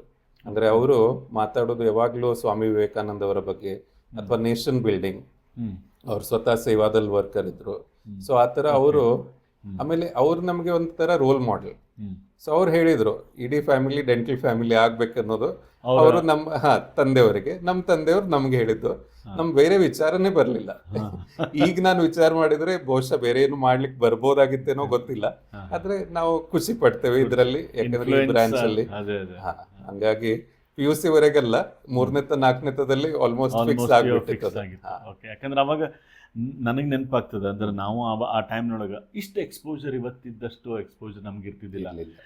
ಒಂದು PUC ಮಾಡ್ಬೇಕಂದ್ರೆ ಒಂದು ವಿದ್ಯಾನಗರ ಸ್ಟ್ರೀಟ್, ಅದು ಎಂಟೈರ್ JG ಕಾಮರ್ಸ್ ಕಾಲೇಜ್, ಕೊತ್ತಂಬರಿ ಕಾಲೇಜ್, ಆಮೇಲೆ ಆರ್ಟ್ಸು, ಅದೊಂದು ಸೈನ್ಸ್ ಕಾಲೇಜು, ಜಬೀನ್ ಕಾಲೇಜ್, ಒಂದು BUB ಒಳಗೆ ಕ್ಯಾಂಪಸ್ ನೋಡಿದ್ರೆ ಒಂದು ಪ್ರೈಡ್ ಅದೇನೋ ಅಲ್ಲಿ ಯಾರು ಹೋಗ್ತಾರಪ್ಪ ಅಂತ ಹಂಗಿರ್ತಿತ್ತು. ಅಂತ ಟೈಮ್ನಾಗ selecting dentistry and pursuing it for ಅದರ ಈ ಲೆವೆಲ್ಗೆ ನಾವು ಎಂಟೈರ್ ಫ್ಯಾಮಿಲಿ ಪರ್ಸ್ಯೂ ಮಾಡಿಕೊಂಡು ಬೆಳೆಯೋದು, ಇದಕ್ಕೆ ಭಾಳ ಬೇಸಿಕ್ ರೂಟ್ ಸ್ಟ್ರಾಂಗ್ ಇರ್ತಾವ ಅಂತ ನಿಮ್ಮ ಜೊತೆ ಮಾತಾಡಿದ್ಮೇಲೆ ನಂಗೆ ಅನಿಸ್ತು. ಅದಕ್ಕೆ ನಾ ಈ ಪ್ರಶ್ನೆ ಕೇಳಿದೆ. ಇನ್ನೊಂದು ನಿಮ್ಗೆ ಹೇಳ್ಬೇಕಂದ್ರೆ, ಇದರಲ್ಲಿ ನಾನು ಆಗಲೇ ಹೇಳಿದಂಗೆ ಹೆಚ್ಚಿನ ಕಲೀಲಿಕ್ಕಾಗಲಿ ಅಥವಾ TC ವೈಟ್ ಸ್ಕಾಲರ್ಶಿಪ್ ಅಂತ ಹೇಳಿ ಅಲ್ಲಿ UK ಹೋದೆ ನಾನು.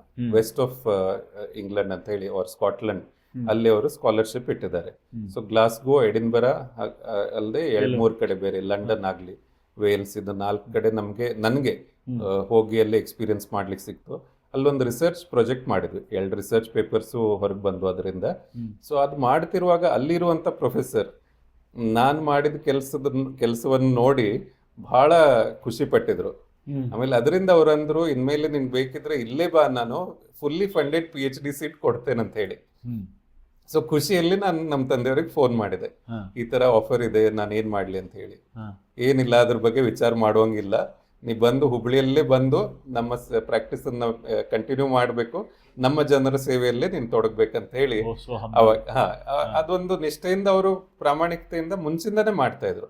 ಹಂಗಾಗಿ ಅವರಿಗೂ ಅಪರ್ಚುನಿಟೀಸ್ ಇತ್ತು, ಮುಂಬೈಯಲ್ಲೇ ಸೆಟ್ಲ್ ಆಗ್ಬೋದಿತ್ತು GDCL ಕಲ್ತ ಮೇಲೆ. ಅಂದ್ರೆ ಅವ್ರ ತಂದೆಯವರು ಹೇಳಿದ್ರು ಇಲ್ಲೇ ಬಂದು ಇದ್ ಮಾಡ್ಬೇಕು.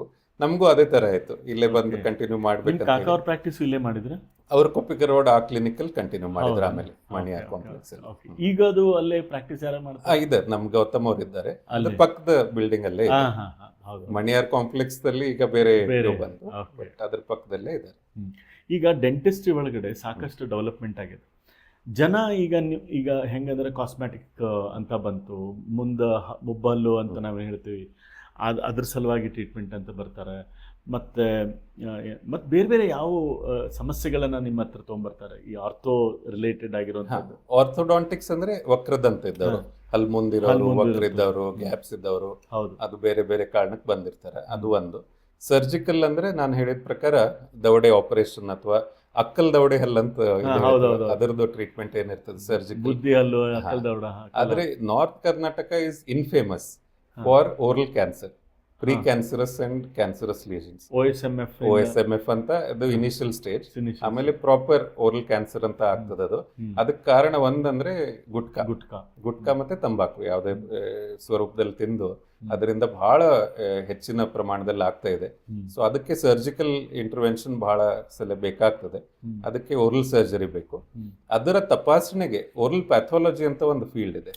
ಸೊ ನೀವು ಬಯೋಪ್ಸಿ ಮಾಡಿದ್ಮೇಲೆ ಆ ಟಿಶ್ಯೂ ಅನ್ನು ತೆಗೆದು ಅದನ್ನ ಓರಲ್ ಪ್ಯಾಥಾಲಜಿಸ್ಟ್ ಅನ್ನೋರು ನೋಡ್ತಾರೆ.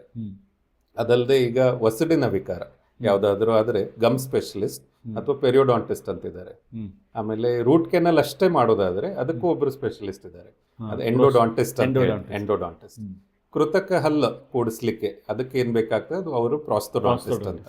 ಸೊ ಈ ತರ 9 ಬ್ರಾಂಚಸ್ ಟೋಟ್ಲಿ. ಅದು ಅದರಲ್ಲದೆ ಈಗ ಕಮ್ಯುನಿಟಿ ಡೆಂಟಿಸ್ಟ್ರಿ ಅಂತ ಹೇಳಿ ಅಥವಾ ಪಬ್ಲಿಕ್ ಹೆಲ್ತ್ ಅಂತ ಹೆಂಗೆ ಮೆಡಿಸಿನ್ ಅಲ್ಲಿ ಇದೆ, ಆ ತರ ಕಮ್ಯುನಿಟಿ ಡೆಂಟಿಸ್ಟ್ರಿ ಅದು ಒಂದು ಆಕ್ಚುಲಿ ಬಹಳ ಒಳ್ಳೆ ಬ್ರಾಂಚ್.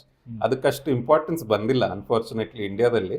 ಅವರು ಸರ್ವೇಸ್ ಮಾಡಿ ನಮ್ಮ ಪಾಪ್ಯುಲೇಷನ್ಗೆ ಯಾವ ತರ ಪ್ರಾಬ್ಲಮ್ ಇದೆ ಅನ್ನೋದನ್ನ ಆಕ್ಚುಲಿ ಕಂಡು ಹಿಡಿಬೇಕು. ಕಂಡು ಹಿಡಿದು ಅದ್ರ ಮೇಲೆ ಪೇಪರ್ಸ್ ಬಂದ ಮೇಲೆ ಪಾಲಿಸಿ ಮೇಕರ್ಸ್ ಅದನ್ನ ತಗೊಂಡು ಅದ್ರ ಮೇಲೆ they have to enforce some policies. Okay, ಈ ರೀತಿ ಸಾಕಷ್ಟು ವರ್ಟಿಕಲ್ಸ್ ಮತ್ತು ಎಕ್ಸ್ಪಾನ್ಷನ್ ಡೆಂಟಿಸ್ಟ್ ಒಳಗೆ ಆಗ್ಲಿಕ್ಕೆ ನೀವು ಆಗಲೇ ಹೇಳಿಕತ್ತಿದ್ರಿ ಇಂಟ್ರೊಡ್ಯೂಸ್ ಮಾಡ್ಬೇಕಾರೆ, ಅದ್ರೊಳಗೆ ಸದ್ಯಕ್ಕೆ ಇನ್ನು ಸೂಪರ್ ಸ್ಪೆಷಾಲಿಟಿ ಬರ್ಲಿಕ್ಕತ್ತವ ಅಂತ ಹೇಳಿ. ಓಕೆ, ನೀವು ಆಗಲೇ ಒಂದು ಮಾತು ಹೇಳಿದ್ರಿ, ಇವತ್ತಿನ ಯುವಕರಿಗೆ ಇದು ಬಹಳ ನೆಸೆಸಿಟಿ ಆಗ್ತಾ ಇರುವಂಥದ್ದು OSMF ಅಂತ ಅಂದಾಗ. ನನಗೆ ಗೊತ್ತಿದ್ದದ್ದು 2000 ಮೊದಲು 1999-98 ಒಳಗೆ ನನ್ನ ಫ್ರೆಂಡ್ಸ್ ಒಂದಿಷ್ಟು ಜನ ಡೆಂಟಿಸ್ಟ್ರಿ ಮಾಡಿದವರಿದ್ರು. ನಾವು ಅಲ್ಲಿ ಇಲ್ಲಿ ಕಾಲೇಜ್ಗೆ ಆಮೇಲೆ ಯಾವುದೋ ಒಂದು ಕೋಚಿಂಗ್ ಸೆಂಟರ್ಸ್ಗೆ ಹೋಗಿ ಪುಟ್ಟ ಸೆಮಿನಾರ್ ಮಾಡ್ತಿದ್ದೆ, how to prevent this OSMF ಅಂತ ಹೇಳಿ. ಇವತ್ತು ಈ ಪರಿಸ್ಥಿತಿಗೆ ಏನು ಪರಿಹಾರ ಮತ್ತು ಯಾವ ಲೆವೆಲ್ ಒಳಗೆ ಬೆಳೀತಾ ಇದೆ ಈ ಸಮಸ್ಯೆ ಸಮಾಜದೊಳಗಡೆ? ಬಹಳ ಅಂದ್ರೆ ಯಂಗ್ಸ್ಟರ್ ಸ್ಪೆಷಲಿ ಈಗ ಸ್ಕೂಲ್ ಹುಡುಗರು ನಾನು ನೋಡೋದು ಕೆಲವೊಮ್ಮೆ ಬಹಳ ಬೇಜಾರಾಗ್ತದೆ. ಗುಟ್ಕಾ ಹಾಕಿರ್ತಾರೆ ಬಾಯಲ್ಲಿ. ಅದು ಸ್ಕೂಲಿಂದ ಒಂದೆಷ್ಟು 100 ಮೀಟರ್ 200 ಮೀಟರ್ ಇರಬಾರ್ದಂತ ಹೇಳಿದ್ರು, ಶಾಪ್ಸ್ ಇರಬಾರ್ದಂದ್ರು ಯಾವುದೇ ಒಂದು ಇದರಲ್ಲಿ ಅದು ಅವರಿಗೆ ಉಪಲಬ್ಧ ಆಗ್ತದೆ. ಆಮೇಲೆ ಯಾವ ಕೆಟ್ಟ ಕಂಪ್ನಿ ಅಂದ್ರೆ ಅಥವಾ ಏನಾದ್ರು ಒಂದು ಕಾರಣದಿಂದ ಅದನ್ನ ಸ್ಟಾರ್ಟ್ ಮಾಡ್ತಾರೆ. ಅದು ಬಹಳ ಅಡಿಕ್ಟಿವ್. ಸೊ ಒಂದ್ಸಲ ನೀವು ಗುಟ್ಕಾ ಸೇವನೆ ಚಾಲು ಮಾಡಿದ್ರೆ ಅಂದ್ರೆ ಅದನ್ನ ಬಿಡೋದು ಬಹಳ ಕಷ್ಟ. ಸೊ ಅದಕ್ಕೆ ಪರಿಹಾರ ಒಂದೇ ಆಕ್ಚುಲಿ. ಫಸ್ಟ್ ಅಂದ್ರೆ ಅದನ್ನ ಬಿಡಬೇಕು, ಪೂರ್ತಿ ಹ್ಯಾಬಿಟ್ ಬಿಡಬೇಕು. ಆಮೇಲೆ ಹ್ಯಾಬಿಟ್ ಅದು ಇದ್ದಾಗ ಏನಾಗ್ತದೆ ಅಂದ್ರೆ ನಮ್ಮ ಒಳಗಡೆ ಇರುವಂತ ಮ್ಯೂಕೋಸ ಅಂದ್ರೆ ಚರ್ಮ ಏನಂತೇವೆ ಬಹಳ ಸೆನ್ಸಿಟಿವ್ ಇರ್ತದೆ. ಅದು ಆ ಸೆನ್ಸಿಟಿವ್ ಏರಿಯಾಗೆ ಈ ತರ ಗುಟ್ಕಾದಲ್ಲಿ ಇರುವಂತ ಕೆಮಿಕಲ್, ಹಾನಿಕಾರಕ ಕೆಮಿಕಲ್ ಅದ್ರ ಮೇಲೆ ಲಿಟ್ರಲಿ ಸುಡು ಕೆಲಸ ಮಾಡ್ತದೆ. ಪೂರ್ತಿ ಇದು ಸುಟ್ಟಿ ಅಲ್ಲಿ ಬ್ಯಾಂಡ್ಸ್ ತಯಾರಾಗ್ತವೆ, ಅಂದ್ರೆ ದಪ್ಪ ಬ್ಯಾಂಡ್ಸ್ ಆಗಿ ಅದಕ್ಕೆ ನಾವು ಓರಲ್ ಸಬ್ಮ್ಯೂಕಸ್ ಫೈಬ್ರೋಸಿಸ್ ಅಂತ, ಅಂದ್ರೆ ಬಾಯಿ ತೆಗಿಲಿಕ್ಕೂ ಬರಲ್ಲ, ಬ್ಯಾಂಡ್ ಎಲ್ಲ ಟೈಟ್ ಆಗಿ ಇಲ್ಲಿ ಏನು ಚರ್ಮ ಲೂಸ್ ಇರಬೇಕು, ಅತಿ ಗಟ್ಟಿಯಾಗಿ ಬಾಯಿ ತೆಗಿಲಿಕ್ ಬರಲ್ಲ. ನಾವು ನೋಡು ಕೆಲವೊಂದು ಪೇಷಂಟ್ಸ್ ಒಂದು ಸ್ಪೂನ್ ಇಡುವಷ್ಟು ಜಾಗ ಇರೋದಿಲ್ಲ, ಬಹಳ ಪ್ರಾಬ್ಲಮ್ ಆಗ್ತಿತ್ತು. ಈಗ ಸ್ವಲ್ಪ ಮಟ್ಟಿಗೆ ಕಡಿಮೆ ಆಗಿದೆ ಅಂತ ಅನ್ಬೋದು. ಆದ್ರೂ ಇನ್ terms of the number of population ನೋಡಿದ್ರೆ ಅದು ಅತಿ ಹೆಚ್ಚಿನ ಪ್ರಮಾಣದಲ್ಲಿ ಆಗ್ತಾ ಇದೆ. ಅಂಡ್ ಅದು ನಿಗ್ಲೆಕ್ಟ್ ಮಾಡಿ ಎಷ್ಟೋ ಜನ ಅದಕ್ಕೆ ಟ್ರೀಟ್ಮೆಂಟ್ ತಗೊಳ್ಳಾರದೆ ಮುಂದೆ ಅದು it is called as pre cancerous lesion. ಅದು ಮುಂದೆ ಓರಲ್ ಕ್ಯಾನ್ಸರ್ ಅಂತ ಆಗುವ ಆಗ್ಲಿಕ್ಕೆ ಸಾಧ್ಯತೆ ಇರ್ತದೆ. ಈಗೆಲ್ಲ ಸಾಕಷ್ಟು ಸೋಷಿಯಲ್ ಮೀಡಿಯಾ, ಈಗ ನಾನು ರೀಸೆಂಟ್ಲಿ ಇನ್ಸ್ಟಾಗ್ರಾಮ್ದೊಳಗಡೆ ಒಂದು ವಿಡಿಯೋ ನೋಡ್ಲಿಕ್ಕೆ ಯಾಕಂದ್ರೆ ನೀವು ಆ ಇಂಡಸ್ಟ್ರಿ ಒಳಗೆ ಎಕ್ಸ್ಪರ್ಟ್ ಇರೋದ್ರಿಂದ ಈ ಕ್ವಶನ್ ಕೇಳ್ತೀನಿ. ಏನಂತ ಅಂದರೆ ಗುಟ್ಕಾದೊಳಗಡೆ ಗ್ಲಾಸ್ ಪೌಡರ್ ಹಾಕ್ತಾರೆ ಅಂಥೇಳಿ, ಅದು ಕ್ರ್ಯಾಕ್ ಮಾಡ್ತದೆ ಮತ್ತು ತಂಬಾಕು ಹೋಲಿಕ್ಕೆ ಸಹಾಯ ಆಗ್ತದೆ, ಪ್ಲಸ್ ಅದು ಟೆಂಪ್ಟಿಂಗ್ ಇರ್ತದೆ ಅಂತ ಹೇಳಿ. Is it real are true? ಅಂದ್ರೆ ಸ್ವಲ್ಪ ಜನ ಹೇಳ್ತಾರೆ ಆತರ, ಬಟ್ ನನಗೆ ಅದ್ರ ಬಗ್ಗೆ ಪೂರ್ತಿ ಇದಿಲ್ಲ, ಗೊತ್ತಿಲ್ಲ. ಗೊತ್ತಿಲ್ಲ. Okay. ಇದ್ರೂ ಇರಬಹುದು, ಯಾಕಂದ್ರೆ ಏನೇನೋ ಯಾವ್ಯಾವ ಪದಾರ್ಥಗಳನ್ನು ಅದನ್ನ ಮಿಕ್ಸ್ ಮಾಡಿ ಅವ್ರು ಹಾಕ್ತಾರೆ, ಅದು ನಮಗೆ ಗೊತ್ತೂ ಆಗೋದಿಲ್ಲ ಅನ್ಲೆಸ್ ಕೆಮಿಕಲ್ ಅನಾಲಿಸಿಸ್ ಮಾಡಿ. ಅದು ಮಾಡಿದ್ದೇ ಇರ್ಬೇಕು ವಿಡಿಯೋ ನೀವು ನೋಡಿದ್ದು. ಅದೇನೋ ಇರ್ಬೋದು ಮಾಡಿದ್ದು, ಅದೊಂದು ವಿಡಿಯೋ ಕಳಿಸಿದ್ರು. ಸೊ ಅಂದರೆ ಈ ಸಮಾಜದೊಳಗಡೆ ಇದನ್ನ ನಾವು ನನಗನ್ನಿಸ್ತದೆ ಇದು 20-30 ವರ್ಷ ಆಯಿತು, ಇದು ಆಲ್ರೆಡಿ ಪೆನೆಟ್ರೇಟ್ ಆಗಿಬಿಟ್ಟದ ಮಾರ್ಕೆಟ್ ಒಳಗಡೆ. ಇದನ್ನು ನಾವು ಹೊಸ ಜನ್ರೇಷನ್ನಿಗೆ ಅಥವಾ ಮುಂಬರುವ ಯುವ ಪೀಳಿಗೆಗೆ ಮುಟ್ಟಬಾರ್ದು ಅನ್ಲಿಕ್ಕೆ ಏನಾದರೂ ನಿಮ್ಮ ಒಂದು ಲೈನ್ದೊಳಗೆ ಏನಾದರೂ ಹೇಳ್ಬೋದಾ ಇದಕ್ಕೆ? ಓನ್ಲಿ ಸೊಲ್ಯೂಷನ್ ಅಂದ್ರೆ ಬ್ಯಾನ್ ಮಾಡೋದು, ಬಟ್ ಅದು ಬ್ಯಾನ್ ಅಂತೂ ಆಗ್ತಾ ಇಲ್ಲ. ಬಟ್ ಅವೇರ್ನೆಸ್ ಕ್ರಿಯೇಟ್ ಮಾಡ್ಲಿಕ್ಕೆ ಮಾಡಿ. ಈಗ ಮೂವೀಸ್ ಅಲ್ಲಿ, ಮೂವಿ ಥಿಯೇಟರ್ಸ್ ಅಲ್ಲಿ ನೀವು ನೋಡಿರ್ಬೋದು, ಬಹಳಷ್ಟು ಸಲ ಆಡ್ಸ್ ಹಾಕ್ತಾರೆ ಅಬೌಟ್ ಕ್ಯಾನ್ಸರ್ ಅದು, ಬಟ್ ಅದು ಯಾವ ಡಿವಿಷನ್ ಅಂತ ಪ್ರೋಗ್ರಾಮ್ ಮಾಡ್ತಾರೆ. ಸೊ ಯಾಕೆ ಆಗ್ತಾ ಇದೆ ಅನ್ನೋದು ಜನರಿಗೆ ಗೊತ್ತಾದ್ರೆ ಸ್ವಲ್ಪ ಮಟ್ಟಿಗೆ ಅದು ಇಂಪ್ರೂವ್ಮೆಂಟ್ ಆಗ್ಬೋದು. ಅದು ನನ್ಗೆ ಅನ್ಸೋದೇನೋ ಫ್ಯಾಮಿಲಿಯಲ್ಲಿ ಯಾರಾದ್ರೂ ಈಗ ಚಿಕ್ಕ ಮಕ್ಕಳಿಂದನೇ ಅದನ್ನ ಅವೇರ್ನೆಸ್ ಬೆಳೆಸಿದ್ರೆ ಅವ್ರು ತಮ್ಮ ಪೇರೆಂಟ್ಸಿಗೆ ನಿಲ್ಸೋದು, ಅದು may be it might be easier brother ಅಥವಾ ಇವ್ರು ಯಾರಾದ್ರು. ಯಾಕಂದ್ರೆ ಹೊರಗಡೆಯಿಂದ ಡಾಕ್ಟರ್ಸ್ಗೆ ಎಷ್ಟೋ ಸಲ ಗೊತ್ತೂ ಆಗೋದಿಲ್ಲ, ಆದ್ರೆ ಮನೆಯಲ್ಲಿ ಇದ್ದವರೇ ನೋಡಿ ಅದನ್ನ ತಡೆಗಟ್ಟಲಿಕ್ಕೆ ಹೆಲ್ಪ್ ಮಾಡಿದ್ರೆ ಸಾಧ್ಯ ಆಗ್ತದೆ. ಓಕೆ. ಇನ್ನು ನೀವು ಈಗ ಹುಬ್ಳಿ ಒಳಗಡೆ ಸಾಕಷ್ಟು ಪ್ರಾಕ್ಟೀಸ್ ಮಾಡ್ಲಿಕ್ಕೆ, ಬಟ್ ಅದಲ್ಲದೆ ಬೇರೆ ಬೇರೆ ದೇಶಕ್ಕೆ ನೀವು ಪ್ರವಾಸ ಮಾಡಿ ನಿಮ್ಮ ಕ್ಲಾಸ್ಗಳನ್ನು ತಗೋತೀರಿ. ಸೊ ಅದು ಯಾವ್ಯಾವ ದೇಶಕ್ಕೆ ಹೋಗ್ತೀರಿ? ಮತ್ತು ಆಮೇಲೆ ಯಾಕಂದರೆ ನಮ್ಮ ಹುಬ್ಬಳ್ಳಿಯವರು ಪ್ರಪಂಚದಾದ್ಯಂತ ಪ್ರವಾಸ ಮಾಡಿ ಅಲ್ಲಿ ಜನರಿಗೆ ಅವೇರ್ನೆಸ್ ಕೊಡ್ತಾರಂದ್ರೆ ಒಂದೇದ್ದು ನಮ್ಮ ಮಣ್ಣೊಳಗೆ ಏನು ತಾಕತ್ತದ ಅಂತ ಗೊತ್ತಾಗ್ತದೆ. ಯಾಕಂದ್ರೆ ಇಲ್ಲಿ ಇದ್ದಂಥ ಸ್ಕಾಲರ್ಸ್ ಈಗ ನೋಡ್ರಿ, ನಮ್ಮ BUB ಮತ್ತು KMC ಒಳಗೆ ಕಲ್ತವ್ರು ಜಗತ್ತಿನೊಳಗೆ ಎಲ್ಲ ಕಡೆ ಸಿಗ್ತಾರೆ ಅಂತಿರ್ತಾರೆ. ಅದಕ್ಕೆ ಎಲ್ಲ ಕಲ್ ಹೋದ್ರೆ ಸಿಗ್ತಾರಂತ ಅನ್ನುವಂಥ ಮಾತದ. ಸೊ ನೀವೆಲ್ಲ ಹೋಗ್ತಿರಲ್ಲ, ನಿಮ್ಗೆ ಏನೇನೇ ಅನುಭವ ಸಿಗ್ತದೆ ಹೊರಗಡೆ ಹೋದಾಗ? And how you compare our self with ನಮ್ಮ ಜನರಿಗೂ ಅಲ್ಲಿ ಜನರಿಗೂ ಏನು ವ್ಯತ್ಯಾಸ ನೀವು ಗಮನಿಸಿರಿ? ಭಾಳ ಒಳ್ಳೆ ಪ್ರಶ್ನೆ. ಯಾಕಂದರೆ ಆ್ಯಸ್ ಅ ಡಾಕ್ಟರ್ ಅಲ್ಲ, ಕ್ಲಿನಿಷಿಯನ್ಸ್ ನಾವು ನೋಡಿದರೆ ಹುಬ್ಳಿ ಅಷ್ಟೇ ಅಲ್ಲ, ಇಡೀ ಭಾರತ ದೇಶದಲ್ಲಿ ಯಾರು ಟ್ರೈನಿಂಗ್ ತಗೋತಾರೆ ಇನ್ ಟರ್ಮ್ಸ್ ಆಫ್ ಕ್ಲಿನಿಕಲ್ ವರ್ಕ್ ಬಹಳ ನಾವು ಉತ್ತಮ ಶ್ರೇಣಿಯಲ್ಲಿ ಇದ್ದೇವೆ. ಅದು ನಾವು ನಿಜವಾಗ್ಲೂ ನಮ್ಗೇನು ಟ್ರೈನಿಂಗ್ ಸಿಕ್ಕಿದೆ ಅದರ ಸ್ವರೂಪ ಅಂತ ನಾನು ತಿಳ್ಕೊತೇನೆ, ಫಲಸ್ವರೂಪ. ಇಲ್ಲಾಂದ್ರೆ ಆ ಥರ ಅಷ್ಟೊಂದು ಮುಂದುವರಿಲಿಕ್ಕೆ ಸಾಧ್ಯನೇ ಇಲ್ಲ. ಸೊ ಕ್ಲಿನಿಕಲ್ ಮಟೀರಿಯಲ್ ಇದೆ, ಆದರೆ ನಾವು ಹಿಂದುಳಿದಿದ್ದು ಒಂದ್ ಕಡೆ ಅಂದ್ರೆ ಕ್ಲಿನಿಕಲ್ ರಿಸರ್ಚ್. ಯಾಕಂದ್ರೆ ನಾವು ಮಾಡ್ತಾ ಇರೋ ಪೇಷಂಟ್ ನಂಬರ್ಸ್ ನೋಡ್ಬಿಟ್ರೆ ಅವರು ಹೆದರ್ ಬಿಡ್ತಾರೆ, ಅಂದ್ರೆ ನಂಬಲಿಕ್ಕೆ ಆಗೋದಿಲ್ಲ ಅವರಿಗೆ. ನೀವು ಇಷ್ಟು ಪೇಷಂಟ್ ನೋಡ್ತೀರಾ, ಆಮೇಲೆ ನಮಗೆ ನಾನು UK ದಲ್ಲಿದ್ದಾಗ ಕೇಳ್ತಿದ್ರು ನಿಮ್ಮ ಶೆಡ್ಯೂಲ್ ಹೆಂಗಂತ ಹೇಳಿ. ನಾನು ಹೇಳ್ತಾ ಇದ್ದೆ 6 or 6.5 days ವರ್ಕ್ ಮಾಡ್ತೇವೆ ನಾವು, ಒಂದು ಹಾಫ್ ಡೇ ಮೋಸ್ಟ್ಲಿ ವಾರದಲ್ಲಿ ರಜೆ ಸಿಕ್ತ ಅಂತ ಹೇಳಿ. ಅವರು ಅತಿ ಎದ್ರೆ ನಂಬಲಿಕ್ಕೆ ಸಾಧ್ಯ ಆಗ್ತದಿಲ್ಲ ಅವರಿಗೆ. ನೀವು 6 ದಿನ ಹೆಂಗ್ ವರ್ಕ್ ಮಾಡ್ತೀವಿ? ಯಾಕಂದ್ರೆ ಅಲ್ಲಿ 5 day week, Monday to Friday work ಮಾಡ್ತಾರೆ. ಮಂಡೇ ಟು ಫ್ರೈಡೆ, ಅದು ಫ್ರೈಡೆ ಆಫ್ಟರ್ನೂನ್ 2 ಗಂಟೆ ಆಯ್ತು ಅಂದ್ರೆ ಶನಿವಾರದ ವಿಚಾರ ಸ್ಟಾರ್ಟ್ ಆಗ್ಬಿಡ್ತಿತ್ತು ಅವರಿಗೆ. ನಮ್ಮಲ್ಲಿ ಸ್ಯಾಟರ್ಡೆ ಆಗ್ಲಿ ಇವನ್ ಸಂಡೇಸ್ ಎಷ್ಟೋ ಸಲ ನಾವು ವರ್ಕ್ ಮಾಡಿ ಕಾಲ್ ಮಾಡ್ತಾರ, ಬರ್ರಿ ನೀವೇ ಬರ್ರಿ ಅಂತಾರ. ಹೌದು, ಅದಿದ್ದೇ ಇರ್ತದೆ. ಸೊ ಆ ಇದ್ರಲ್ಲಿ ನಮ್ಮ ನಿಷ್ಠೆ ಆಗ್ಲಿ ಅಥವಾ ನಾವು ಮಾಡುವಷ್ಟು ಕೆಲಸ ಸಾಕಷ್ಟಿದೆ ಇಂಡಿಯನ್ ಡಾಕ್ಟರ್ಸ್ ಅದು. ಹುಬ್ಳಿ ಜನ ಸ್ಪೆಷಲಿ ಹುಬ್ಬಳ್ಳಿಯಿಂದ ನಾವು ಹೋಗಿ ನಾವು ನೋಡಿದಾಗ ಇನಿಷಿಯಲಿ ನಮ್ಗೆ ಅನಿಸ್ತಿತ್ತು ವೆಸ್ಟರ್ನ್ ಇದಂದ್ರೆ ಭಾಳ ಮುಂದುವರೆದಿದ್ದಾರೆ ಅಂತ ಹೇಳಿ.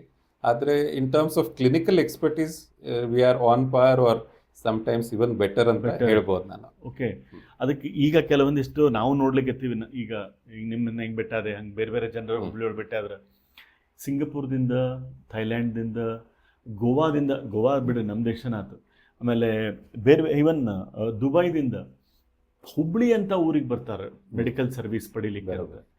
ಅದು ಆಪ್ಟಿಕಲ್ ಸರ್ವಿಸ್ ಇರ್ಬೋದು, ಡೆಂಟಲ್ ಸರ್ವಿಸ್ ಇರ್ಬೋದು. ಸೊ ಅಂದ್ರೆ ಏನು ತಿಳಿತದೆ ಅಂದ್ರೆ ಹಿಯರ್ ದೇರ್ ಮೇನ್ ಮನಿ ಒಂದೇ ಕ್ರೈಟೀರಿಯಾ ಇರಲಿಕ್ಕಿಲ್ಲ, ಹಣ ಒಂದೇ ಇರಲಿಕ್ಕಿಲ್ಲ, ಇದ್ರ ಜೊತೆಗೆ ಏನೋ ಒಂದು ಕ್ವಾಲಿಟಿ ಸರ್ವಿಸ್ ಇರ್ಬೋದು ನಮ್ಮ ಹುಬ್ಳಿ ಒಳಗಡೆ. ನಿಜ.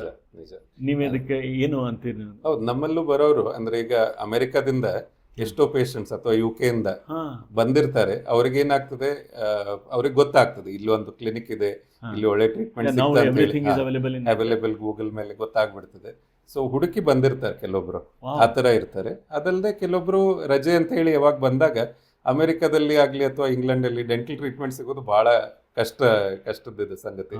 ಹಂಗಾಗಿ ಇಲ್ಲಿ ಬಂದು ಟ್ರೀಟ್ಮೆಂಟ್ ಮಾಡಿಸ್ಕೊಂಡು ಹೋಗೋರು ಬಹಳ ಜನ ಇದ್ದಾರೆ. ಹುಬ್ಬಳ್ಳಿಯಲ್ಲಿ ಇದ್ದು ನಾನ್ ಮಾಡಿದ ಪೇಷಂಟ್ಸ್ ಅಂದ್ರೆ ಮುಂಬೈಯಿಂದ ಬಹಳ ಜನ ಬರ್ತಾರೆ. ಮುಂಬೈ, ಬೆಂಗಳೂರು ಆಗ್ಲಿ, ನಾಗ್ಪುರಿಂದ ಒಬ್ರು ಪೇಷಂಟ್ ಬರ್ತಿದ್ರು. ಮುದ್ದಾಮಾಗಿ ಹುಡುಕಿ ಬಂದ್ರು ನನಗೆ. ಆಮೇಲೆ ಆತರ ಅಂದ್ರೆ ಅವ್ರಿಗೇನೋ ನಾವು ಮಾಡೋ ಟ್ರೀಟ್ಮೆಂಟ್ ಬಗ್ಗೆ ಒಂದು ಇದಿರ್ತದೆ, ವಿಶ್ವಾಸ ಇರ್ತದೆ. ಸೊ ಅದು ಸಿಗೋದು ನಮ್ಮ ಇದನ್ಬೇಕೇನೋ ಒಂಥರ ಡೆಸ್ಟಿನಿ ಅನ್ಬೋದು ಅಥವಾ ಗಾಡ್ಸ್ ಗ್ರೇಸ್ ಅನ್ನೋದಕ್ಕಿಂತ the amount of contribution and dedication ನಿಮ್ದು ಏನು ನಿಸ್ವಾರ್ಥವಾಗಿ ಇರ್ಬೋದು, ನಿಮ್ದು ಏನೋ ನಮ್ಮ ಪ್ರಾಕ್ಟೀಸ್ ಫೀಸ್ ಅಂತ ಇರ್ಬೋದು, ಬಟ್ ಬಿಯಾಂಡ್ ಫೀಸ್ ನಿಮ್ದೇನು ಏನು ತ್ಯಾಗ ಅಥವಾ ಅದಕ್ಕೆ ಸರ್ವಿಸ್ ಮೋಟೋ ಏನು ಇಟ್ಕೊಂಡು ಕೆಲಸ ಮಾಡ್ಲಿಕ್ಕೆ ಒಬ್ರಿಗೆ ಒಳ್ಳೇದಾಗ್ಬೇಕಂತೇಳಿ ಅದೇನೋ ಬೇರೆ ಬೇರೆ ಕಡೆಯಿಂದ ಜನರನ್ನ ನಿಮ್ಮ ಕಡೆ ಕರ್ಕೊಂಡು ಬರ್ತಿರ್ಬೋದು ಅಂತ ನಂಗೆ ಅನಿಸ್ತದೆ. ಅದು ನಿಜ. ಆಮೇಲೆ ಅಂದ್ರೆ ಇವು ನಾವು ನೋಡ್ತೇವೆ. ಗೋವಾದಿಂದ ಅದು ನೀವು ಹೇಳಿದ್ರಲ್ಲ, ಅದು ಡೆಂಟಲ್ ಟೂರಿಸಂ ಅಥವಾ ಮೆಡಿಕಲ್ ಟೂರಿಸಂ ಅಂತ ಹೇಳಿ ಅದು ಒಂದು ಪ್ರಮೋಟ್ ಮಾಡ್ತಾ ಇದ್ದಾರೆ. ಈಗ ಕೆಲವೊಬ್ರು ಮಾಡ್ತಾ ಇದ್ದಾರೆ ತಮ್ಮ ಕ್ಲಿನಿಕ್ಸ್ಗೆ ಪಾಪ್ಯುಲರೈಸ್ ಮಾಡಿ. ಯಾಕಂದ್ರೆ ಕೆಲವೊಂದು ಟ್ರೀಟ್ಮೆಂಟ್ಸ್ ನಾವು ಸಿಂಗಲ್ ಡೇ ಅಲ್ಲೂ ಮಾಡ್ಲಿಕ್ಕೆ ಬರ್ತದೆ. ಮುಂಚೆ ಹೆಂಗಿರ್ತದೆ ಮಲ್ಟಿಪಲ್ ವಿಸಿಟ್ಸ್ ಬದಲು ಸಿಂಗಲ್ ವಿಸಿಟ್. ಈಗ ಡಿಜಿಟಲ್ ಡೆಂಟಿಸ್ಟ್ರಿ ಅಂತ ಪೂರ್ತಿಯಾಗಿ ನಾವು we are stepping into that scenario. 3D printing ಆಗಲಿ ಅಥವಾ ಹೆಚ್ಚಿನ ಟ್ರೀಟ್ಮೆಂಟ್ಸ್ ಮಾಡಿ ಸಿಂಗಲ್ ಡೇ ವಿಸಿಟ್ಸ್ ಅಲ್ಲಿ ಎಷ್ಟೋ ಟ್ರೀಟ್ಮೆಂಟ್ ಮಾಡ್ಲಿಕ್ಕೆ ಕಳಿಸ್ತೀವಿ. Okay okay, good good good. ಈಗ ಲೆಕ್ಚರರ್ ಅಂತ ಹೋದ್ರೆ ನೀವು ಬೇರೆ ಬೇರೆ ಕಡೆ ಹೋಗ್ಲಿಕ್ಕತ್ತೀರಿ, ಅಲ್ಲೇ ಯಾವ್ಯಾವ ಜವಾಬ್ದಾರಿಗಳು ನಿಮ್ಗೆ ಸಿಕ್ಕಾವ ಅಥವಾ ರಿಸರ್ಚ್ ಅಥವಾ ಅದ್ರ ಮೇಲೆ? ಇನಿಷಿಯಲಿ ನಂದು MDS ಮುಗಿದ ನಂತರ 2004 ಅಲ್ಲಿ ನಾನು UK ಹೋದೆ. TC ವೈಟ್ ಸ್ಕಾಲರ್ಶಿಪ್, ಅದು ರಿಸರ್ಚ್ ಪ್ರಾಜೆಕ್ಟಿಗೆ ಹೋದೆ. ಅದರ ನಂತರ ವರ್ಲ್ಡ್ ಫೆಡರೇಷನ್ ಅಲ್ಲಿ ಒಂದು ಪೇಪರ್ ಪ್ರೆಸೆಂಟೇಷನ್ ಮಾಡಿದಾಗ ಅಲ್ಲಿ ನಾವು ಹೊಸದೊಂದು ಟೆಕ್ನಿಕ್ ಪ್ರಮೋಟ್ ಮಾಡಿದ್ವಿ. ಸೊ ಅದನ್ನ ನೋಡಿ ಎಷ್ಟೋ ಜನ ಈಸ್ಟ್ ಏಷ್ಯಾದಲ್ಲಿ ನನಗೆ ಲೆಕ್ಚರ್ ಮಾಡಲಿಕ್ಕೆ ಹಾಗೂ ಹ್ಯಾಂಡ್ಸ್ ಆನ್ ಕೋರ್ಸ್ ಅಂದ್ರೆ ಇಡೀ ಅದನ್ನ ಟ್ರೈನಿಂಗ್ ಇಂಪಾರ್ಟ್ ಮಾಡಲಿಕ್ಕೆ 2 day ಪ್ರೋಗ್ರಾಮ್ ಆ ಥರ ಇರ್ತಿತ್ತು. ಅದನ್ನ ನಾವು ಮಾಡ್ಲಿಕ್ಕತ್ವಿ. ಆಮೇಲೆ ಹೇಗೆ ಸಮಯ ಹೋಯ್ತು ಅವಾಗ ನನಗೆ ಅನ್ಸ್ಲಿಕ್ಕತ್ತು ಇಂಡಿಯನ್ ಎಜುಕೇಶನ್ ಅಲ್ಲೇ ಅಂದ್ರೆ ನಮ್ಮ ಡೆಂಟಲ್ ಎಜುಕೇಶನ್ ಅಲ್ಲಿ ಕೆಲವೊಂದು ನಾವು ಔಟ್ರೀಚ್ ಜಾಸ್ತಿ ಇರಲಿಲ್ಲ. ಸೊ ನಮ್ಮ ಒಂದು ಅಕಾಡೆಮಿ ಸ್ಟಾರ್ಟ್ ಮಾಡಿ ಅದ್ರ ಮುಖಾಂತರ ಹೆಚ್ಚಿನ ಜನರಿಗೆ ನಾವು ನಮ್ಮ ಸ್ಪೆಷಲೈಸೇಷನ್ ಅಲ್ಲಿ ಆಗ್ಲಿ ಅಂತ ಹೇಳಿ ಕೋರ್ ಅಂತ ನಾವು ಸ್ಟಾರ್ಟ್ ಮಾಡಿದ್ದೇವೆ. Centre for orthodontic research and education ಹುಬ್ಳಿಯಲ್ಲೇ ಇದ್ದು ನಮ್ಮ ತಂದೆಯವರಾಗಲಿ ನಾನು ಇಬ್ರು ಸೇರಿಸಿ we conduct lot of lecture programmes. ಆಮೇಲೆ ಈಗ 2008 ಇಂದ 16 ವರ್ಷ ಆಯ್ತು ಈಗ ಅನ್ಸ್ತಾ ಇಲ್ಲ, ಒಂದು ಸ್ಪೆಷಲ್ ಪ್ರೋಗ್ರಾಮ್ ಮಾಡ್ತೇವೆ 2008 ಇಂದ ಎಮಾರ್ತ್ ಓರಿಯೆಂಟೇಷನ್ ಅಂತ ಹೇಳಿ. ಅಂದ್ರೆ ರಾಯಲ್ ಕಾಲೇಜ್ ಆಫ್ ಸರ್ಜನ್ಸ್ ಅವರೊಂದು ಎಕ್ಸಾಮ್ ಕಂಡಕ್ಟ್ ಮಾಡ್ತಾರೆ. ಮೆಡಿಕಲ್ ಅಲ್ಲಿ FRCS, ಅದರ ಇಕ್ವಿವೆಲೆಂಟ್ ಡೆಂಟಲ್ ಅಲ್ಲಿ ಅಥವಾ ಆರ್ಥೋಡಾಂಟಿಕ್ಸ್ ಅಲ್ಲಿ ಎಮಾರ್ತ್ ಅಂತ ಇದೆ. ಎಮಾರ್ತ್ RCS ನಾನದು 2004 ಅಲ್ಲಿ ತಗೊಂಡು ಫಸ್ಟ್ ಅಟೆಂಪ್ಟ್ ಅಲ್ಲಿ ಕ್ಲಿಯರ್ ಆಗಿದೆ. ಅವಾಗ ಎಕ್ಸಾಮಿನೇಷನ್ ಟ್ರಿವಾಂಡ್ರಮ್ ಅಲ್ಲಿ ಆಗ್ತಿತ್ತು, ಗೌರ್ಮೆಂಟ್ ಡೆಂಟಲ್ ಕಾಲೇಜ್. ಸೊ ಆ ಇಡೀ ಡಯಟಿಗೆ ನಾನು ಫಸ್ಟ್ ಬಂದಿದ್ದೆ. ಸೊ ಅವಾಗ ನಾನು ಮತ್ತೆ ನಮ್ಮ ಫ್ರೆಂಡ್ ಒಬ್ರು ಡಾಕ್ಟರ್ ಜಯೇಶ್ ಅಂತ ಹೇಳಿ, ಈಗ ಪ್ರೆಸೆಂಟ್ಲಿ ಅವರು president of Indian orthodontic society ಇದ್ದಾರೆ. ಸೊ ನಾವಿಬ್ರು ಸೇರಿಸಿ ನಮ್ಮ ತಂದೆಯವರು ಅದರಲ್ಲಿ ಇದು ಮಾಡಿ ಏನೋ ಕಾಂಟ್ರಿಬ್ಯೂಷನ್ ಮಾಡಿ we started lecturing. So lecture courses ಮಾಡಿ ಈಗ ಸುಮಾರು 16 ವರ್ಷದಲ್ಲಿ 22-23 ಬಾರಿ ನಾವು ಅದನ್ನ ಪ್ರೋಗ್ರಾಮ್ ಕಂಡಕ್ಟ್ ಮಾಡಿ, ಇಲ್ಲಿ ಅಷ್ಟೇ ಇಲ್ಲ, ಇಂದೋರ್ ಆಗಲಿ, ಚೆನ್ನೈ ಅಥವಾ ದುಬೈಯಲ್ಲೂ ಕರೆದು ನಮ್ಮ ಕಡೆಯಿಂದ ಈ ಪ್ರೋಗ್ರಾಮ್ ಮಾಡಿಸಿದ್ರು. ಸೊ ಅದರಿಂದ ನಾವು ನಮ್ಮ ಇಂಡಿಯನ್ ಕ್ಯಾಂಡಿಡೇಟ್ಸ್ ಮೆಜಾರಿಟಿ ಅವರಿಗೆ ಆ ಎಕ್ಸಾಮ್ ಕೊಟ್ಟು ಗ್ಲೋಬಲ್ ಲೆವೆಲ್ಗೆ ತರಲಿಕ್ಕೆ ಒಂದು ಪ್ರಯತ್ನ ನಾವು ಮಾಡ್ತಾ ಇದ್ದೇವೆ. ಟ್ರಾವೆಲಿಂಗು ಇರ್ತದೆ ನಿಮ್ಗೆ? ಹಂಗಂದ್ರೆ ಟ್ರಾವೆಲಿಂಗ್ ಹೊರಗಡೆ ಇರ್ತಿತ್ತು. ಈಗ ಕೋವಿಡ್ ನಂತರ ಒಂಥರ ಚೇಂಜ್ ಆಗ್ಬಿಟ್ಟಿದೆ, ಪೂರ್ತಿ ಸಿಚುವೇಶನ್ ಚೇಂಜ್ ಆಗಿ ಈಗ ಆನ್ಲೈನ್ ಟ್ರೈನಿಂಗ್ ಆಗಿ ಈಗ ನಿಮ್ಮ ಪ್ರೋಗ್ರಾಮ್ ಮುಖಾಂತರ ನೀವು ಇಡೀ ಜಗತ್ತಿಗೆ ಹೆಂಗ್ ತಲುಪ್ತಾ ಇದ್ದೀರಿ ಹಂಗೆ ನಾವು ಒಂದು ಪ್ರಯತ್ನ ಮಾಡ್ತಾ ಇದ್ದೇವೆ. ಸೊ ರೆಗ್ಯುಲರ್ ಪ್ರೋಗ್ರಾಮ್ಸ್ ಮಾಡ್ತಾ ಇರೋದು ನಾವು ಇಂಡಿಯನ್ ಪೋಸ್ಟ್ ಗ್ರಾಜುಯೇಟ್ ಸ್ಟೂಡೆಂಟ್ಸಿಗೆ ಅಂತ ಹೇಳಿ ಒಂದು ಮಾಡಿದ್ವಿ, ಸ್ಟ್ರಕ್ಚರ್ ಮಾಡ್ಕೊಂಡ್ವಿ. ಅದು first year, second year, third year ಅಂತ ಹೇಳಿ. ಆದ್ರೆ ಸ್ಟಾರ್ಟ್ ಮಾಡಿದ್ಮೇಲೆ ಗೊತ್ತಾಯ್ತು ನಮ್ಮ ಪ್ರೋಗ್ರಾಮ್ಸಿಗೆ Dubai, Egypt, Malaysia, Sri Lanka, Nepal ಇಲ್ಲೆಲ್ಲ ಕಡೆಯಿಂದ ಜನ ಬರ್ಲಿಕ್ಕತ್ರು. ಇದಕ್ಕೆ ಒಂದೇ ನಾನು ಬರೀ ಒಂದು ಫೇಸ್ಬುಕ್ ಪೋಸ್ಟ್ ಹಾಕ್ಬಿಟ್ರೆ ಸಾಕು, ಅದರಲ್ಲಿ ನೋಡಿ ಆ ಗ್ರೂಪ್ ಇದೆ ಒಂದು. ಸೊ ಅದರಲ್ಲಿ ಜನ ನೋಡಿ ಅವ್ರ ಸ್ಟೂಡೆಂಟ್ಸಿಗೆ ಹೇಳಿ ಅವರು ಇಲ್ಲಿ ಈ ಪ್ರೋಗ್ರಾಮ್ ಅಟೆಂಡ್ ಮಾಡ್ತಾ ಇದ್ದಾರೆ. ಸರ್ಟಿಫಿಕೇಶನ್ ಪ್ರೋಗ್ರಾಮ್ ಇದು ಈಗ ಸದ್ಯಕ್ಕೆ ಇರೋದು ಮಾಡ್ಯೂಲ್ ಬೇಸ್ಡ್ ಇದೆ. ಸರ್ಟಿಫಿಕೇಶನ್ ಕೊಡ್ಲಿಕ್ಕೆ ನಮ್ಗೆ ಇನ್ನೂ ಅಥಾರಿಟಿ ಇಲ್ಲ. So but that will be the next step. That's how you are ಅಂದ್ರೆ ಈ ಕೋರ್ ಅದೆಲ್ಲ ಮಾಡ್ತಾ ಇರೋದು. ಓಕೆ, ಈಗ ನೀವು ಅಲ್ಲಿ ಅಷ್ಟೆಲ್ಲ ಪ್ರಪಂಚ ತಿರುಗಿ ಬಂದಾಗ ಮತ್ತೆ ಹುಬ್ಳಿಗೆ ಬರ್ತಿರಲ್ಲ, ಹುಬ್ಳಿಗೆ ಬಂದಾಗ ನಿಮಗೆ ಯಾವುದಾದ್ರೂ ಒಂದು ಕೇಸು ನಿಮಗೆ ಹೊಸ ಡೈಮೆನ್ಷನ್ ವಿಚಾರ ಮಾಡುವಂಥದ್ದನ್ನು ಹುಟ್ಟು ಹಾಕಿತೋ ಹೆಂಗೋ? ಅಂದ್ರೆ ಡೆಂಟಲ್ ಅಲ್ಲಿ ನಮ್ಮ ಫೀಲ್ಡ್ ಅಲ್ಲಿ ಅಂತ ಇದೆ. ಫೀಲ್ಡಲ್ಲಿ ನಮ್ಮ ಫೀಲ್ಡ್ ಅಲ್ಲಿ ಬಹಳಷ್ಟು ಚಾಲೆಂಜಿಂಗ್ ಕೇಸಸ್ ನಾವು ಹುಬ್ಬಳ್ಳಿಲಿ ಮಾಡ್ತಾ ಇದ್ದೇವೆ. ಯಾಕೆ ಒಂದು ಉದಾಹರಣೆ ಕೊಡ್ಬೇಕಂದ್ರೆ, ನಮ್ಮ ಇದರಲ್ಲಿ ಡೆಂಟಲ್ ಟರ್ಮಿನಾಲಜಿಲಿ ಓವರ್ ಜೆಟ್ ಅಂತ ಹೇಳ್ತೇವೆ. ಮೇಲಿನಲ್ಲೂ ಕೆಳಗಡೆಯಲ್ಲೂ ಬಹಳ ಹೊಂದಾಣಿಕೆ ತಪ್ಪಿದಾಗ ಅದೇನು ಹೇಳ್ತೇವೆ, ಓವರ್ ಜೆಟ್ ಅಂತ ಹೇಳ್ತೇವೆ. ಅದು ಅತಿ ಹೆಚ್ಚಿನ ಓವರ್ ಜೆಟ್ ಟ್ರೀಟ್ಮೆಂಟ್ಸ್ ನಾವು ಇಲ್ಲಿ ಮಾಡಿದ್ದೇವೆ. ಅದು ನಾವು ಯಾವಾಗ ಈ ವಿದೇಶದ ಡಾಕ್ಟರ್ಸಿಗೆ ತೋರಿಸ್ತೇವೆ, ಅವರು ಅದು ಸರ್ಜರಿ ಇಲ್ಲದೆ ಮಾಡ್ಲಿಕ್ಕೆ ಬರೋದಿಲ್ಲ ಅನ್ನೋ ಒಂದು ನಂಬಿಕೆ ಇದೆ ಅವರಿಗೆ. ಆದ್ರೆ ನಾವು ತೋರಿಸ್ಕೊಟ್ಟಾಗ ಅವರು ಈಗ ಕಲಿತಾ ಇದಾರೆ ನಮ್ಮಿಂದ, ಈ ತರನು ಮಾಡ್ಬೋದಾ ಅಂತ ಹೇಳಿ. ಅದ್ರ ಬಗ್ಗೆ ಒಂದು ರಿಸರ್ಚ್ ಮಾಡೋಣ ಅಂತ ಈಗ already it is in the pipeline. Okay, ಆಮೇಲೆ ನೀವು ಈ ಕೊಪ್ಪಳ ಜಿಲ್ಲೆ ಕೊಕ್ಕನೂರೊಳಗೆ ಈ ಡಿಫ್ಲೋರಿಡೈಸೇಷನ್ ಮಾಡಿದ್ರಿ. ಇದಕ್ಕೆ ಏನಿದು, ಯಾಕೆ ಹಂಗೆ ಅವಶ್ಯಕತೆ ಬಿತ್ತು ನಿಮ್ಗೆ ಮಾಡಲಿಕ್ಕೆ? ಇದ್ರ ಹಿಂದಿರುವಂಥ ಕತೆ ಏನು ಅಂತ ವೀಕ್ಷಕರಿಗೆ ಹೇಳಲಿಕ್ಕೆ ಇಚ್ಛಿಸ್ತೇನೆ. ಫಸ್ಟ್, ಫ್ಲೋರೋಸಿಸ್ ಅಂದ್ರೆ ಏನು? ಫ್ಲೋರೋಸಿಸ್ ಅಂದ್ರೆ ನೀರಿನಲ್ಲಿ ಫ್ಲೋರೈಡ್ ಅಂಶ ನಾರ್ಮಲ್ ಎಷ್ಟಿರಬೇಕು ಅದಕ್ಕಿಂತ ಹೆಚ್ಚಿಂದು ಆದಾಗ 8 ಪಾರ್ಟ್ಸ್ ಪರ್ ಮಿಲಿಯನ್ ನಾವು ಅದನ್ನ ಮೆಜರ್ ಮಾಡ್ತೀವಿ. ಸೊ ಅದು ಹೆಚ್ಚಿಂದ ಆದಾಗ ಏನಾಗ್ತದೆ, ಒಂದಂದ್ರೆ ಡೆಂಟಲ್ ಫ್ಲೋರೋಸಿಸ್, ಹಲ್ಲಿಗೆ ಯೆಲ್ಲೋಯಿಶ್ ಕಲರ್ ಸ್ಟಾರ್ಟ್ ಆಗ್ಬಿಟ್ಟಿರ್ತದೆ. ಹುಟ್ಟಿದಾಗ್ಲಿಂದಲೇ ಅದು ಫ್ಲೋರೈಡ್ ಕಂಟೆಂಟ್ ನಮ್ಮ ಹಲ್ಲಿನಲ್ಲಿ ಆಗ್ಲಿ ಬೋನ್ಸ್ ಅಲ್ಲಿ ಎಲುಬಿನಲ್ಲಿ ಕ್ಯಾಲ್ಸಿಯಂ ಕಂಟೆಂಟ್ ಒಳ್ಳೇದಾಗಿ ಇರಬೇಕು. 70% ವರೆಗೆ ಅದು ಕ್ಯಾಲ್ಸಿಯಂ ಏನ್ ಅಪ್ಟೇಕ್ ಇರಬೇಕು. ಅದ್ರ ಬದಲು ಕ್ಯಾಲ್ಸಿಯಂ ಬದಲು ಫ್ಲೋರೈಡ್ ಹೋಗಿ ಅಲ್ಲಿ ಕೂತ್ಕೊಂಡು ಕಾಂಪಿಟೇಷನ್ ಇರ್ತದೆ. ಸೊ ಫ್ಲೋರೈಡ್ ಹೋಗಿ ಕೂತಾಗ ಸೊ ಅದು ಡೆಂಟಲ್ ಫ್ಲೋರೋಸಿಸ್ ಅಂತ ಅಂತೇವೆ ನಾವು. Dental fluorosis more of a cosmetic problem. ಆಮೇಲೆ ಸ್ವಲ್ಪ ಮಟ್ಟಿಗೆ ಚೂಯಿಂಗ್ ಅಲ್ಲಿ ಎಫೆಕ್ಟ್ ಆಗ್ಬೋದು, ಅದು ಗೊತ್ತಿದೆ. ಆದ್ರೆ ನಾನು ನೋಡಿದ್ದು ಕುಕ್ನೂರಿಂದ ಬರ್ತಿರುವಂತ ಕೆಲವೊಂದು ಪೇಷಂಟ್ಸ್, ಅವರಿಗೆ ಸ್ಕೆಲಿಟಲ್ ಫ್ಲೋರೋಸಿಸ್ ಇತ್ತು. ಸ್ಕೆಲಿಟಲ್ ಅಂದ್ರೆ ಮಸಲ್. ಆಸ್ಟಿಯೋಪೋರೋಸಿಸ್ ಅಂತೀವಿ, ಅದು ಬೇರೆ. ಆಸ್ಟಿಯೋಪೋರೋಸಿಸ್ ಅಂದ್ರೆ ಪೂರ್ತಿ ಪೊಳ್ಳಾಗೋದು. ಇದು ಫ್ಲೋರೈಡ್ ಹೋಗಿ ಕ್ಯಾಲ್ಸಿಯಂ ಇಂದ ಏನು ಸ್ಟ್ರೆಂತ್ ಬರ್ಬೇಕು ನಮ್ಮ ಬೋನ್ಸ್ಗೆ, ಅದು ಕಡಿಮೆ ಆಗ್ಬಿಡ್ತು. ಓಕೆ, ಸೊ ಎಲ್ಲೋ ಕ್ಯಾವಿಟಿ ಆಗೋದೇನೋ ಆ ತರ. ಇದು ಹಲ್ಲಿಗೆ ಕ್ಯಾವಿಟಿ ಅದು ಆಗೋದು ಆ ತರ. ಬೋನ್ಸ್ ಅಲ್ಲೂ ಬೋನ್ ಅಂಡ್ ಮಸಲ್ ಎರಡು ಕಡೆ ಕ್ಯಾಲ್ಸಿಯಂ ಇನರ್ವೇಷನ್ ನಮ್ಗೆ ಬೇಕು ಬಾಡಿಯಲ್ಲಿ. ಸೊ ಅದೆಲ್ಲ ತಪ್ಪಿ ಮಸಲ್ ಸ್ಪ್ಯಾಸಮ್ ಆಗೋದು ಅಥವಾ ಜಾಯಿಂಟ್ ವೀಕ್ನೆಸ್. ಆಮೇಲೆ ಸ್ಕೆಲಿಟಲ್ ಫ್ಲೋರೋಸಿಸ್ ಅಂದ್ರೆ ಆ ಮಕ್ಕಳಿಗೆ ನಡಿಲಿಕ್ಕೂ ಬರಲ್ಲ ಸರಿಯಾಗಿ. ಅದು ಎಕ್ಸ್ಟ್ರೀಮ್ ಹೈ ಫ್ಲೋರೋಸಿಸ್. ಯಾವ ಇಯರ್ ನಲ್ಲಿ ಇದನ್ನ ನಾನು ನೋಡಿ 2001-2 ಆ ಸುಮಾರದಲ್ಲಿ ನಮ್ಗೆ ಗೊತ್ತಿತ್ತು. ಅಂದ್ರೆ ಎಂಡೆಮಿಕ್ ಏರಿಯಾಸ್ ಅಂತ ಅಂತೇವೆ ಎಲ್ಲಿ ಫ್ಲೋರೈಡ್ ಜಾಸ್ತಿ ಇದೆ. ಸೊ ಗದಗ್ ಡಿಸ್ಟ್ರಿಕ್ಟ್ ಅಲ್ಲಿ ಸಾಕಷ್ಟು ಇದಿದೆ. ಸೊ ನಮ್ಗೆ ನಮ್ಮ ಟ್ರೈನಿಂಗ್ ಅಲ್ಲಿ ನಲ್ಗೊಂಡ ಟೆಕ್ನಿಕ್ ಅಂತ ಆಂಧ್ರದಲ್ಲಿ ನಲ್ಗೊಂಡ ಊರೇನಿದೆ ಅಲ್ಲಿ ಒಂದು ಪ್ರಯೋಗ ಮಾಡಿ ನಲ್ಗೊಂಡ ಟೆಕ್ನಿಕ್ ಆಫ್ ಡಿಫ್ಲೋರಿಡೇಷನ್ ಅಂತ ಇತ್ತು. ವಾಟರ್ ಅಲ್ಲಿ ಕೆಲವೊಂದು ಕೆಮಿಕಲ್ಸ್ ಹಾಕಿ, ಅಲ್ಲಮ್ ಆಗ್ಲಿ ಬೇರೆ ಕೆಮಿಕಲ್ಸ್ ಹಾಕಿ ವಾಟರ್ ಡಿಫ್ಲೋರಿಡೇಷನ್ ಮಾಡಿ, ಅದರಿಂದ ಆ ಕುಡಿಯೋ ನೀರು ನೀವು ಉಪಯೋಗಿಸಿದ್ರೆ ಟ್ರೀಟ್ಮೆಂಟ್ ಕೊಟ್ಟ ಮೇಲೆ that had less fluoride content. So ಚಿಕ್ಕ ಮಕ್ಕಳಿಗೆ ಅದನ್ನ ಕೂಡಿಸ್ಲಿಕ್ಕೆ ನೀವು ಅವ್ರ ಹಲ್ಲು ಮತ್ತೆ ಎಲುಬು ಬೆಳೀತಿರುವಾಗ ಅದು ಫ್ಲೋರೋಸಿಸ್ ಅನ್ನ ತಡೆಗಟ್ಟಬಹುದು ಅಂತ ಹೇಳಿ. ಸೊ ಮಾಡಿದ್ರಿ ಕುಕ್ನೂರೊಳಗೆ. ಆ ವಿಚಾರ ಇಟ್ಕೊಂಡು ಕುಕ್ನೂರದಲ್ಲಿ ನಾವು ಇಡೀ ಗ್ರಾಮಕ್ಕೆ ಒಂದು ವಿಸಿಟ್ ಕೊಟ್ವಿ, ನೋಡಿದ್ವಿ. ಅಲ್ಲಿರುವಂತ ಫ್ಲೋರೋಸಿಸ್ ತೀರಾ ಹೆಚ್ಚಿನ ಪ್ರಮಾಣದಲ್ಲಿತ್ತು. ಆಲ್ಮೋಸ್ಟ್ 80% to 90% ಜನರಿಗೆ ಯಾವ್ದಾದ್ರು ಫಾರ್ಮಲ್ಲಿ ಫ್ಲೋರೋಸಿಸ್ ಇದ್ದೇ ಇತ್ತು. ಅಂದ್ರೆ ಬಹಳಷ್ಟು ಜನರಿಗೆ ಡೆಂಟಲ್ ಮಾತ್ರ ಇತ್ತು, ಬಟ್ 15-20% ನಾವು ನೋಡಿದ್ದು ಸ್ಕೆಲಿಟಲ್ ಫ್ಲೋರೋಸಿಸ್. ಸೊ ಆ ಮಕ್ಕಳಿಗೆ ಆಗ್ಲಿ ಅಥವಾ ಇವನ್ ವಯಸ್ಕರಿಗೆ ನಡಿಲಿಕ್ಕೂ ಸರಿಯಾಗಿ ಬರ್ತಿರ್ಲಿಲ್ಲ, ಅವ್ರಿಗೆ ಸಿಕ್ಕಾಪಟ್ಟೆ ತೊಂದರೆ ಆಗ್ತಾ ಇತ್ತು. ಸೊ ನಾನೇನ್ ಅನ್ಕೊಂಡೆ, ಆಸ್ ಅ ಡೆಂಟಿಸ್ಟ್ ನಾವು ಒಂದೇನ್ ಮಾಡ್ಬೋದು, ಹಲ್ಲಿನ ಟ್ರೀಟ್ಮೆಂಟ್ ಅಂತೂ ಕೊಡ್ಲೇಬಹುದು. ಆದ್ರೆ ನಮ್ಮ ಅಜ್ಜ ಸ್ಟಾರ್ಟ್ ಮಾಡಿದೊಂದು PV ಜಯದೇವ್ ಚಾರಿಟಬಲ್ ಟ್ರಸ್ಟ್ ಅಂತ ಇದೆ.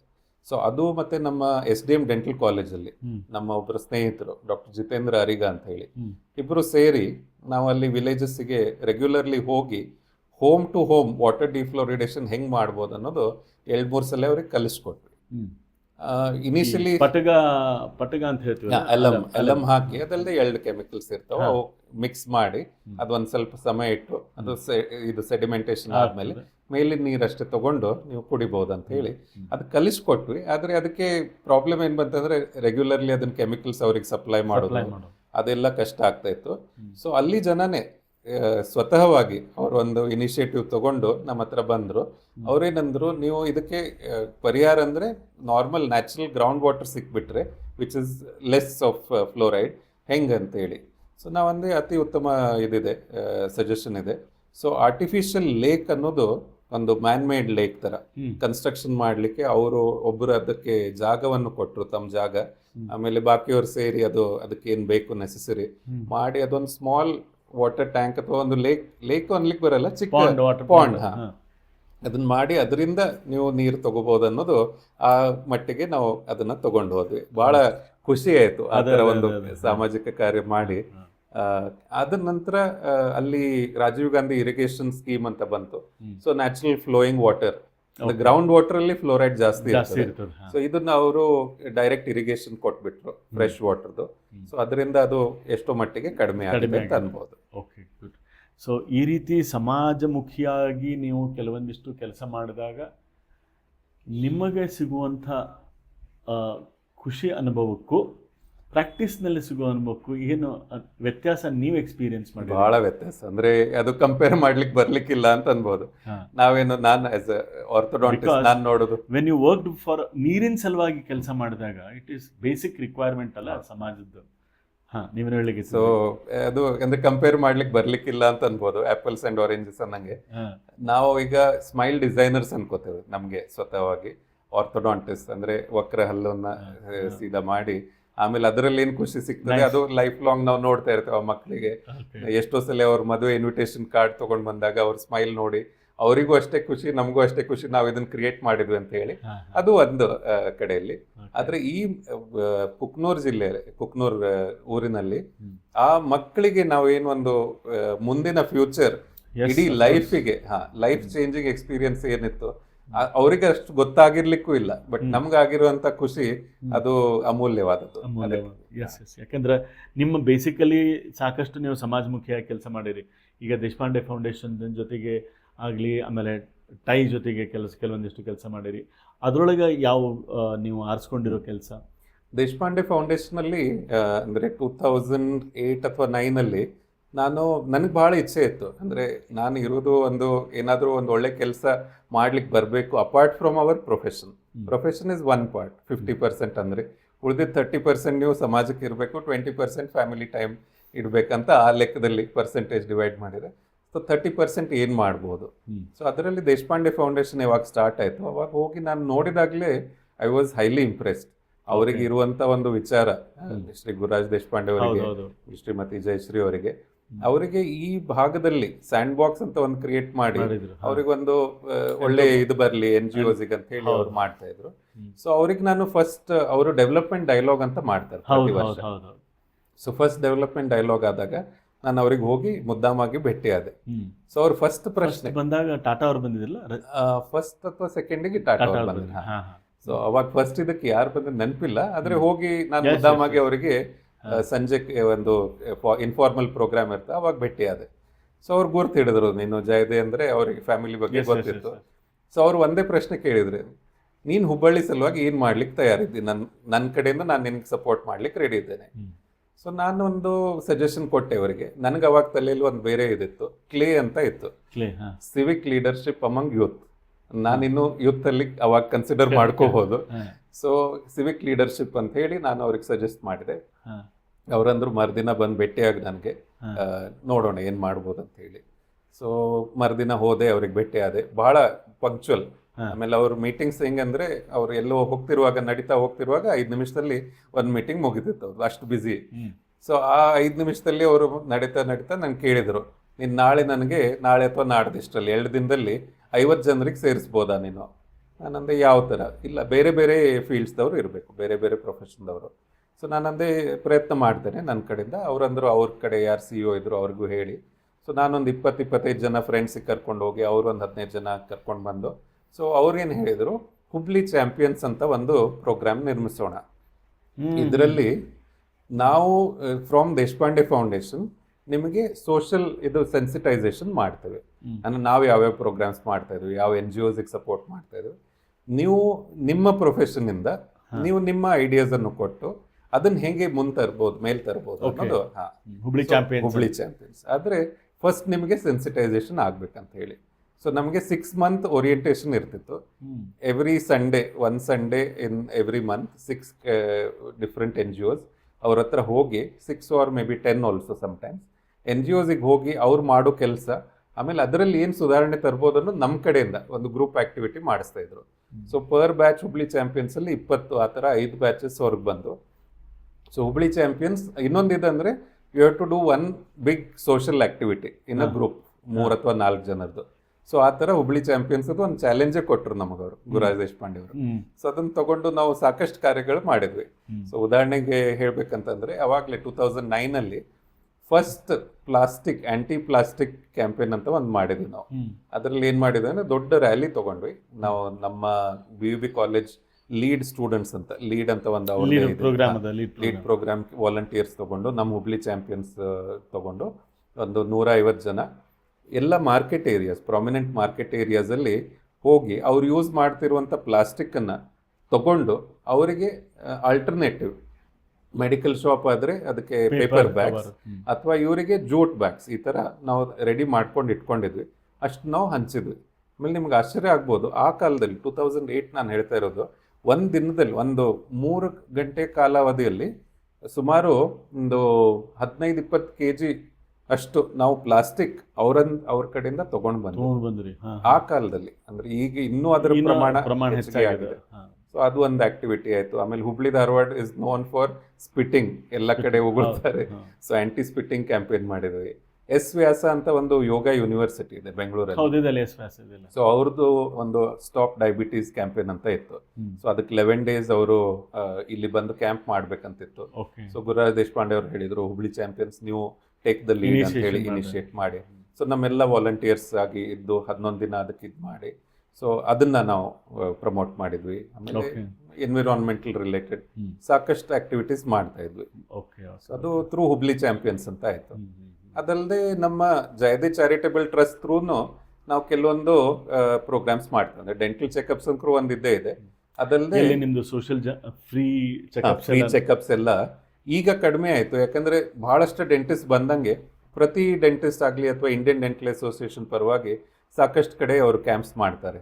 ಇಲ್ಲಾಂದರೆ ಮುಂಚೆ ನಮ್ಮ ರವೀಂದ್ರ ಅಂಕಲ್ ಏನಂತಂದೆ, ಅವರು ಇದರಲ್ಲಿ ದಾಂಡೇಲಿ ಹತ್ರ ಹಳ್ಯಾಳದಲ್ಲಿ ಒಂದು ಫ್ರೀ ಡೆಂಚರ್ ಪ್ರೋಗ್ರಾಮ್ ಮಾಡ್ತಿದ್ರು. ಅಂದರೆ ವಯಸ್ಸಾದವರಿಗೆ ಹಲ್ಲಿನ ಸೆಟ್ ಮಾಡೋದು, 20 ಫ್ರೀ ಡೆಂಚರ್ಸ್ ಎವ್ರಿ ಇಯರ್ ಈ ಥರ ಅವ್ರು ಮಾಡ್ತಾಯಿದ್ರು. ಭಾಳಷ್ಟು ವರ್ಷಗಳ ಕಾಲಾವಧಿ ಅವ್ರು ಮಾಡಿದ್ರು.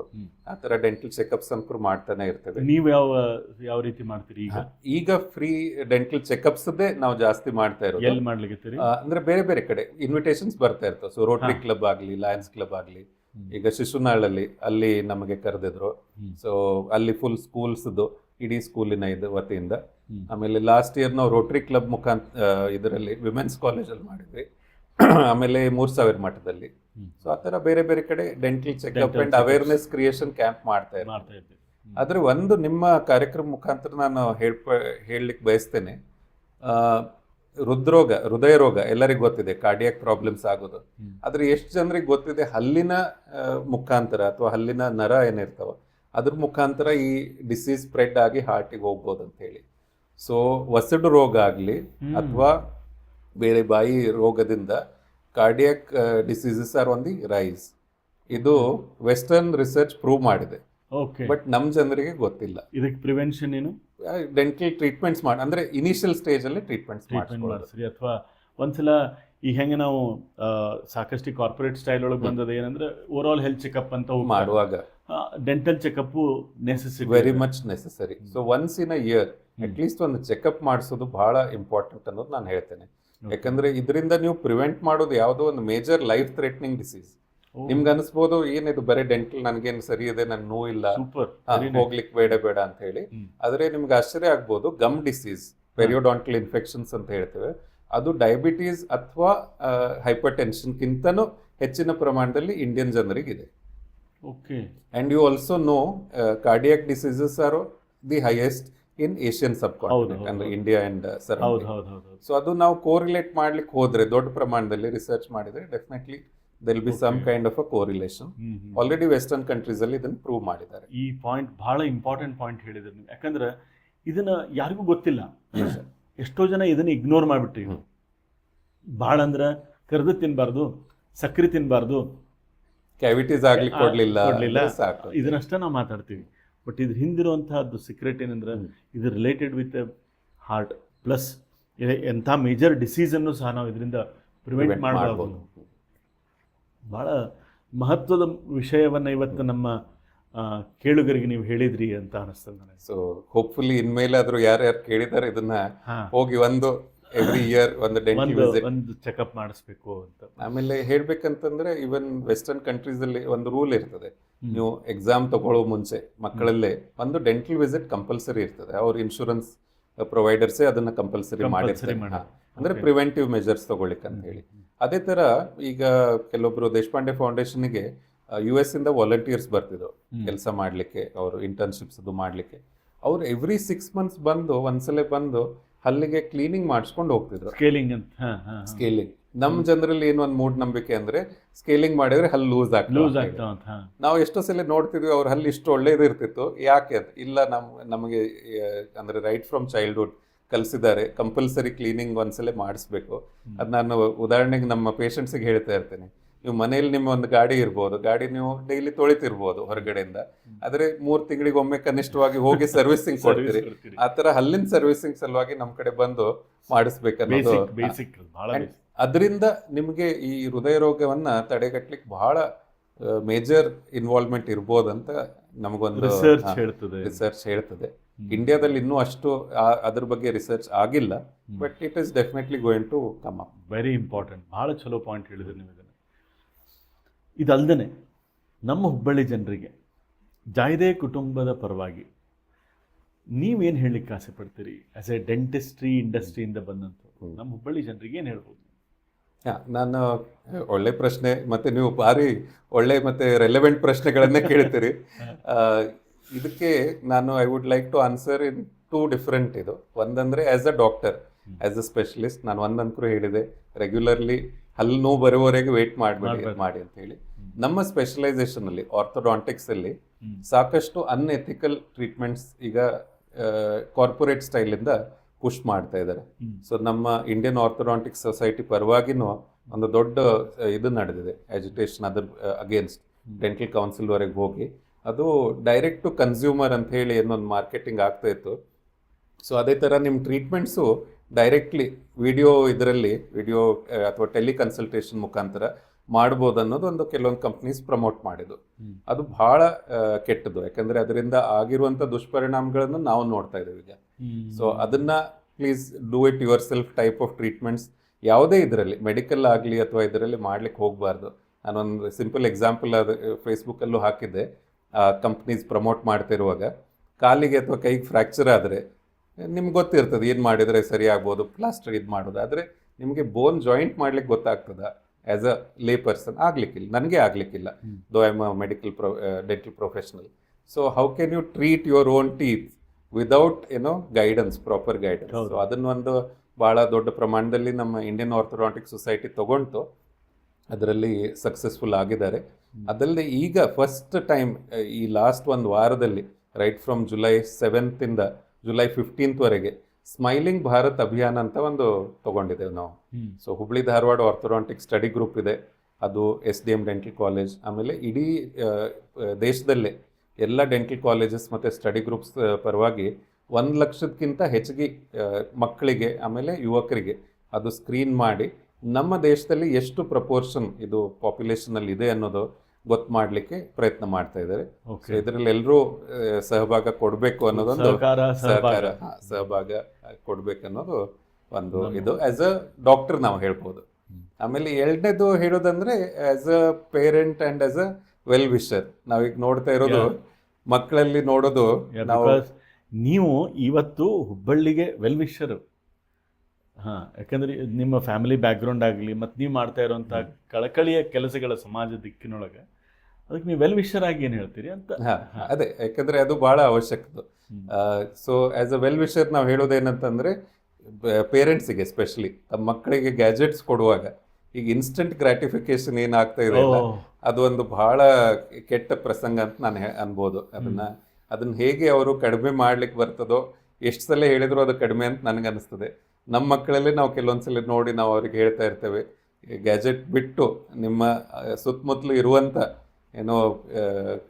ಪ್ಲಾಂಟ್ಸ್ ಆಗಲಿ ಗಾರ್ಡನಿಗೆ ಹೋಗ್ರಿ, ಅಲ್ಲಿ ಕೆಲವೊಂದು ನಿಮಗೆ ಹೊಸ ಏನಾದರೂ ನೋಡ್ಲಿಕ್ಕೆ ಸಿಗ್ತದೆ, ಕಲೀಲಿಕ್ಕೆ ಸಿಗ್ತದೆ, ಅಂಥದ್ದೊಂದು ಮಾಡಿ. ಪೇರೆಂಟ್ಸಿಗೆ ಹೇಳೋದೇನಂತಂದರೆ ಈ ಒಂದು ಗ್ಯಾಜೆಟ್ಸಿಂದ ಸ್ವಲ್ಪ ದೂರ ಇಡ್ಲಿಕ್ಕೆ ಪ್ರಯತ್ನ ಮಾಡಿ ಮಕ್ಕಳಿಗೆ. ಆಮೇಲೆ ಅವರಿಗೆ ನಿಮ್ಮ ಕಡೆಯಿಂದ ಇನ್ಸ್ಪಿರೇಷನಲ್ ಸ್ಟೋರೀಸ್ ಆಗಲಿ ಅಥವಾ ನಮ್ಮ ಓನ್ ಕಲ್ಚರ್ ಏನಿದೆ ಅದನ್ನ ಪ್ರಮೋಟ್ ಮಾಡೋ ಪ್ರಯತ್ನ ಮಾಡಿ ಅಂತ ಹೇಳಿ, rather than aping or just mimicking the western countries. ಅದು ಮಾಡೋ ಬದಲು ಬಹಳಷ್ಟು ಇದಾಗ್ತಾ ಇದೆ. ಒಂದು ಸಿಂಪಲ್ ನಿಮ್ಗೆ ಉದಾಹರಣೆ ಕೊಡ್ಬೇಕಂದ್ರೆ, ಇಲ್ಲೇ ಹುಬ್ಳಿಯಲ್ಲೇ ಸಂಸ್ಕೃತ ಭಾರತಿ ಅಂತ ಒಂದು ಸಂಸ್ಥೆ ಇದೆ, ನೀವು ಕೇಳಿರ್ಬೋದು. ಸಂಸ್ಕೃತನ ಪ್ರಮೋಟ್ ಮಾಡ್ಲಿಕ್ಕೆ, ರೆಗ್ಯುಲರ್ಲಿ ಇದು ಮಾಡ್ಲಿಕ್ಕೆ, ಕನ್ವರ್ಸೇಷನ್ ಮಾಡ್ಲಿಕ್ಕೆ ಆ ಥರ ಮಾಡುವ ಒಂದು ಇದಿದೆ. ಅವ್ರು ಎಲ್ಲ ಕಡೆ ಬೇರೆ ಬೇರೆ ಕಾರ್ಯಕ್ರಮಗಳು ಮಾಡ್ತಾ ಇದ್ದಾರೆ. ಅಂಥವು ನಮ್ಮ ದೇಶದ್ದೇ ಏನು ಒಂದು ಇದಿದೆ ಸಂಸ್ಕೃತಿ, ಅದನ್ನ ಎಷ್ಟಾದಷ್ಟು ಸಾಧ್ಯ ಆದಷ್ಟು ಕಾಪಾಡಬೇಕು ಅನ್ನೋದೊಂದು ಎಲ್ರಿಗೆ ಹೇಳಲಿಕ್ಕೆ ಇಚ್ಛಿಸ್ತೇನೆ.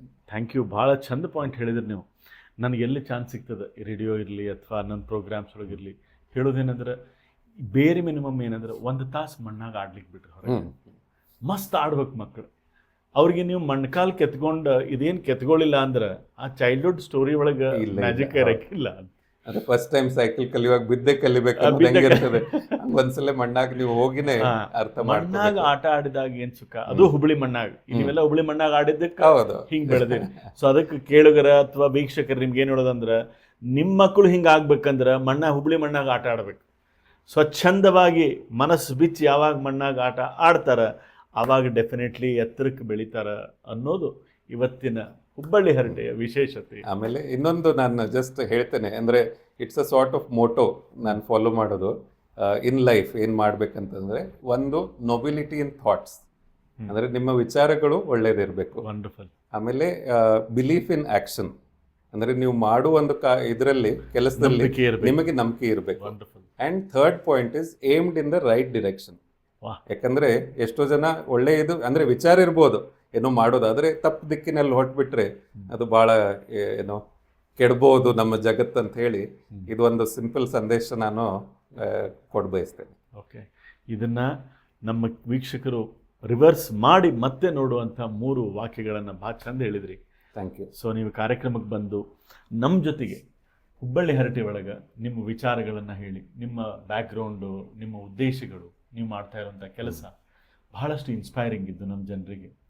ಇದನ್ನು ನಮ್ಮ ಜನರಿಗೆಲ್ಲರೂ ಅದರದ್ದು ಉಪಯೋಗ ತಗೊಳ್ಳಿ, ಮತ್ತು ನಿಮಗೂ ಒಳ್ಳೆಯದಾಗಲಿ, ನಮ್ಮ ವೀಕ್ಷಕರಿಗೂ ಒಳ್ಳೆಯದಾಗಲಿ, ಎಲ್ಲರಿಗೂ ಒಳ್ಳೆಯದಾಗಲಿ. ನಮ್ಮ ಸರ್ವೇ ಜನ ಸುಖಿನೋ ಭವಂತು ಅಂತ ನಮಗೊಂದು ಮಾತದ, ಹಾಗೆಲ್ಲರಿಗೂ ಒಳ್ಳೆಯದಾಗಲಿ ಅಂತ ಹೇಳ್ತಾ, ಇವತ್ತು ನೀವು ಟೈಮ್ ತೊಗೊಂಡು ನಿಮ್ಮ ಬಿಜಿ ಶೆಡ್ಯೂಲ್ ಒಳಗೆ ಇಷ್ಟು ಟೈಮ್ ತೊಗೊಂಡು ನಮ್ಮ ಜೊತೆ ಬಂದು ನಮ್ಮ ಜೊತೆ ಹರಟೆ ಹೊಡೆದಿದ್ದಕ್ಕೆ ತುಂಬ ಹೃದಯದ ಧನ್ಯವಾದಗಳು. ಧನ್ಯವಾದಗಳು ರಾಜ್ ಅವರೇ. ಹುಬ್ಬಳ್ಳಿ ಹರಟೆ ವಿತ್ ಗುರು ಇದು ಅತಿ ಸಕ್ಸಸ್ಫುಲ್ ಆಗಿ ನಾವು ಎಷ್ಟು ಎಪಿಸೋಡ್ ನೋಡ್ಬೋದು ಅಷ್ಟು ನೋಡ್ಲಿಕ್ಕೆ ಸಿಗ್ಲಿ, ಜನರಿಗೆಲ್ಲ ಇಡೀ ಪ್ರಪಂಚದಲ್ಲೇ ಹುಬ್ಬಳ್ಳಿ ಬಗ್ಗೆ ಮಾಹಿತಿ ಹೋಗ್ಲಿ, ಆಮೇಲೆ ಇದರಿಂದ ಎಲ್ರಿಗೆ ಒಳ್ಳೇದಾಗ್ಲಿ ಅನ್ನೋದು ಒಂದು ನಾನು ಹಾರೈಸ್ತೇನೆ. ಧನ್ಯವಾದ. ನಮಸ್ಕಾರ ಸ್ನೇಹಿತರೆ, ಇದಾಗಿತ್ತು ಹುಬ್ಬಳ್ಳಿಯ ಹರಟೆ. ಹರಟೆ ಅಂದ ತಕ್ಷಣ ನೋಡ್ರಿ ಎಷ್ಟೋ ದಿವಸ ಆಗಿತ್ತು ಈ ಶಬ್ದನೂ ಮರ್ತಿದ್ವೋ ಏನೋ. ಕಟ್ಟಿ ಮೇಲೆ ಕೂತು ಹರಟೆ ಹೊಡೆಯೋದಂದ್ರೆ ಮಜಾನ ಬೇರೆ ಇರ್ತಿತ್ತು. ಸೊ ಆದ್ರೆ ಆ ನಿಟ್ಟಿನೊಳಗೆ ನಾವೊಂದು ಸಣ್ಣ ಪರಿಚಯ ಆದಂಗೆ ಆತ್ರಿ ಇವತ್ತು ಹುಬ್ಬಳ್ಳಿ ಹರಟೆ. ನಾನು ನೋಡ್ರಿ ಭಾಳ ದಿವಸದ ಮೇಲೆ ಚೇತನ್ ಜೊತೆ ಕೂತು ಹರಟೆ ಹೊಡೆದೇನ. ಹರಟೆ ಹೊಡೆದ್ಮೇಲೆ ನಮಗೆ ತಿಳಿತು ಜಾಯ್ದೆ ಅವರ ಒಂದು ದಂತಕತೆ ನಮಗೆ ತಿಳಿತು. ಸೊ ನಾವು ಅವರ ವಿಚಾರಗಳನ್ನು ತಿಳ್ಕೊಂಡು ಹೇಳಿರುವಂಥ ಆ 3 ಅಂಶಗಳನ್ನು ನಮ್ಮ ಜೀವನದಲ್ಲಿ ನಾವು ಅದನ್ನು ರೂಢಿ ಮಾಡ್ಕೊಂಬೋಣಂತ, ಇದರಿಂದ ನಮಗೂ ಹಾಗೂ ನಮ್ಮ ಮುಂದಿನ ಪೀಳಿಗೆಗೂ ಒಳ್ಳೆಯದಾಗಲಿ ಅಂತ ಆಸೆ ಮಾಡ್ತಾ, ಸರ್ವೇ ಜನ ಸುಖಿನೋ ಭವಂತ ಹೇಳ್ತಾ ಇವತ್ತಿನ ಈ ಕಾರ್ಯಕ್ರಮವನ್ನು ಮುಗಿಸೋಣಂತ. ಎಲ್ಲರಿಗೂ ಶುಭವಾಗಲಿ. ನಮಸ್ಕಾರ.